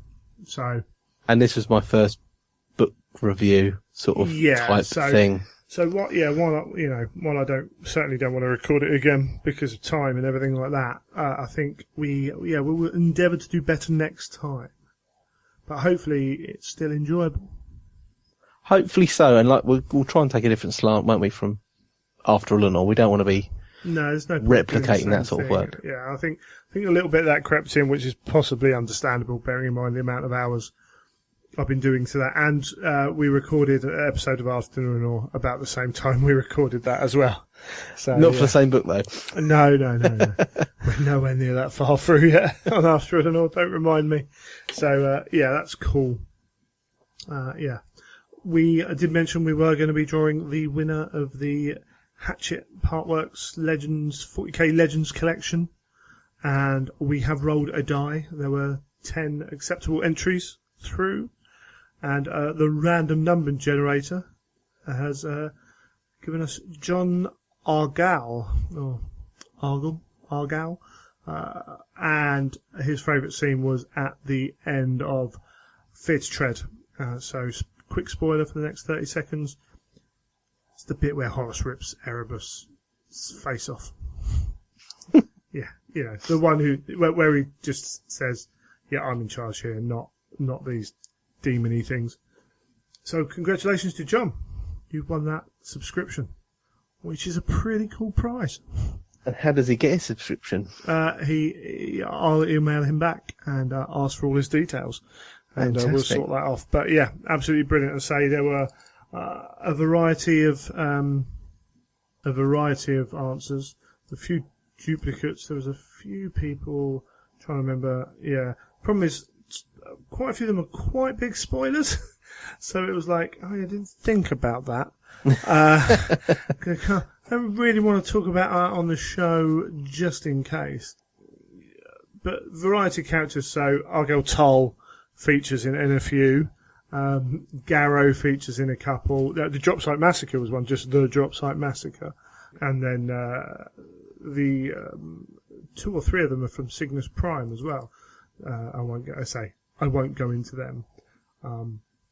And Dan wrote a really good one where he went quite in depth actually about trying to remember where he is. Vengeful Spirit. That's right. When the events that go on in that book, which I can't really talk about again, but but certainly involving Horus and someone kind of putting him right. So yeah, thank you very much for trying to win that. As I say, it was a pretty cool prize, and congratulations to John. And I'll be in touch with you probably before you hear this. So check your email. If you haven't had an email from me, check your spam. And congratulations, there will be more prizes and more competitions down the line, and more other cool stuff as well, which is groovy. Yes, indeedly doodly. anything you want to bring up before we kind of get to finishing off the show? Not really. As usual, we rely on Neil for that. A little bit of information. We were talking just before we recorded this section, actually, about a couple of heresy events going on in the southeast of England, and the kind of uptake on them. There was an event in Southampton that sold out in, I think it was 30 players sold out in half a day, something like that. And there are a few other events that have sold out pretty quickly as well. So it's really cool to see the constant kind of demand for heresy events. Yeah, and I think it's surprising in its own right that obviously the community there is still supporting people starting up their own events, because that's always, you might have some people think, well, I don't know if I want to go, and I might go to a GW run event for all this sort of thing. But obviously there's a lot of people there that are crying out for events all over the country. Yeah, I think, as with all scenes, you're going to develop a hardcore, independent kind of group who go to a lot of these events, and I'm fairly sure that Southampton one's going to be, the majority of them are going to be people you'll see at other events, and then maybe, because I think it's run in conjunction with the club. I'm not 100% sure. I kind of looked at it, timings didn't fit with me, so that was me out. So yeah, I think some people from the local area will be going because, it's their local club or whatever as well. But certainly a number of the names on there were people who came to Tackle Reaver who've gone to other events and will continue to do so. But selling out that quickly for 30 players is great. And it means there is, hopefully that means that we're going to see more of those size events kind of popping up. So you can travel. And what would be nice then is, lucky a little bit in terms of, I'm not really close to anything where I am, but there's guys in Croydon looking to run events. There's guys in Southampton, that's doable in the day. It's a bit of a pain, but it's doable. Reading guys run events. Again, you could do that in a day. And having enough in any particular area. And we've seen with the Juno 5.2 doing the Cheltenham ones, there's going to be, a nice little area up there. The Bristol guys do them. I could see some going on in London with some of the clubs, maybe not so big events. And so having the opportunity to attend a local heresy event is really cool. And it's something that hopefully will spread more and more and more, so that everyone's got some sort of heresy event going on within, a reasonable drive, hour and a half, say. Yeah, and I think that's the key thing, is when one pops up on your doorstep, go and support it. Yeah, and even if you can't make it, let them know that you want to do it. There is talk of an event in Crawley, I think, coming up soon. It was aimed at bringing people in from a distance, and so there was talk of encompassing the rooms into the ticket prices. And I'm like, hold on, don't forget your locals, because very rare in the Warhammer scene, particularly, that I could drive to an event and drive home that night. Yeah. And that's the cheapest option. And it was like, you're going to give me the closest event I've been to of any decent size, and it's going to cost me more than a lot of the events where I have to drive miles because I can choose to stay with other people. And they took that on board very quickly and said, okay, yeah, we're going to look at, two pricing structures. One for people who want to stay at the venue, one for people who just want tickets. It's like, awesome, cool. Whether I can make it or not, because I haven't put out all the details, that means that, I put that in there, so if they do another one, then I might be ready for that. And they know there's an interest there. And that not only does it encourage people, because sometimes it's weird running an event. It can be quite weird in that you're like, oh, I've only got 20 players when I wanted 26. And sometimes you can that can get to you as an organizer. Why didn't I get 26? And it could be, maybe it wasn't advertised particularly well. Maybe there was just something going on that day. Yeah, that timing. Yeah, distance, all sorts of things. Yeah, absolutely. You've got a big sporting event going on. There is still some actual crossover between sport and gamers. There are a lot of gamers who don't care about any kind of sport, but there's a lot that do. National holidays, kind of those kind of things as well. In the summer, kids, particularly in the summer, it might be harder for some. It's going to be easier for others. So being aware of that, December's going to be, I've been to some amazing events in December, but you have to be very aware that, weekends get used up in December quite quickly. So yeah, definitely. You have to let people have enough time to be able to book time and all that kind of jazz as well. So there's lots of reasons why, but even if I was to run an event and didn't get enough people, like a number of people said about Tachyon Riva, I'd love to, but, then a lot of people were like, we aren't quite up to 3,000 points yet. And I'm like, that's fair enough, for this event. I'm going to stick to 3,000 points, but it's good to know that you're trying to do it and there are people there who want to do it. Number of people, oh yeah, I'm busy that day. That's the same time as this. It's the same time as that. Okay, cool. And actually, this year looks like we're going to change those dates a little bit.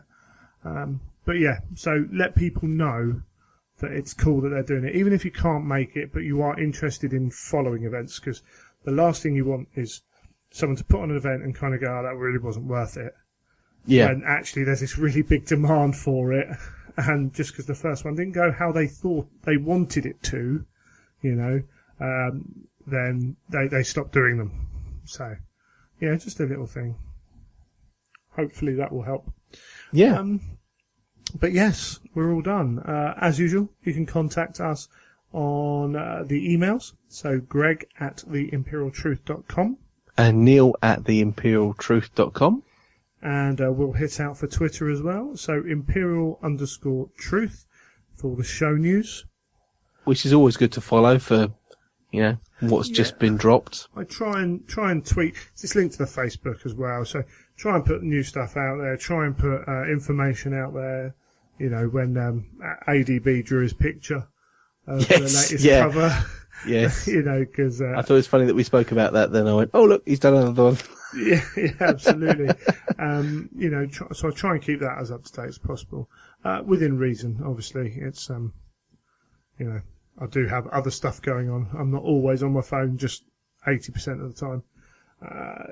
And Child of Fang. If you're at all interested in what I'm up to outside of that, you might get some Age of Sigmar posts and things like that as well. And I'm at Neil Paints on the Twitter and Instagram. Yes, I'm going to have to get people to remind me to check Instagram as well, I must admit. Because I've been missing some cool stuff on there. There is a lot of cool stuff on Instagram. There is, and there's people not too far from me and Kent who've been putting up some cool 30k stuff. And it's like, well, we're only 40 minutes drive if you ever want a game. So yeah, we'll need to. I need to get on that one a little bit more. As I said, I'm going to be at the campaign event at the end of October. I'm also going to be at Black Library Live. Potentially looking for a room buddy or something like that for those. So if you are, you don't mind a slightly overweight bloke who snores a bit. A bit? Yeah, a bit. You snore as well, buddy. Then cool. Hit me up. We'll see if we can. That'd be cool if we can do something, or even if it's just to catch up during the day and grab a drink in Bugman's or whatever, because that's always a cool part of it. But we'll leave you there, I think. Yes. Thanks for joining us, Neil, as usual. No, thank you. You have been listening to The Imperial Truth.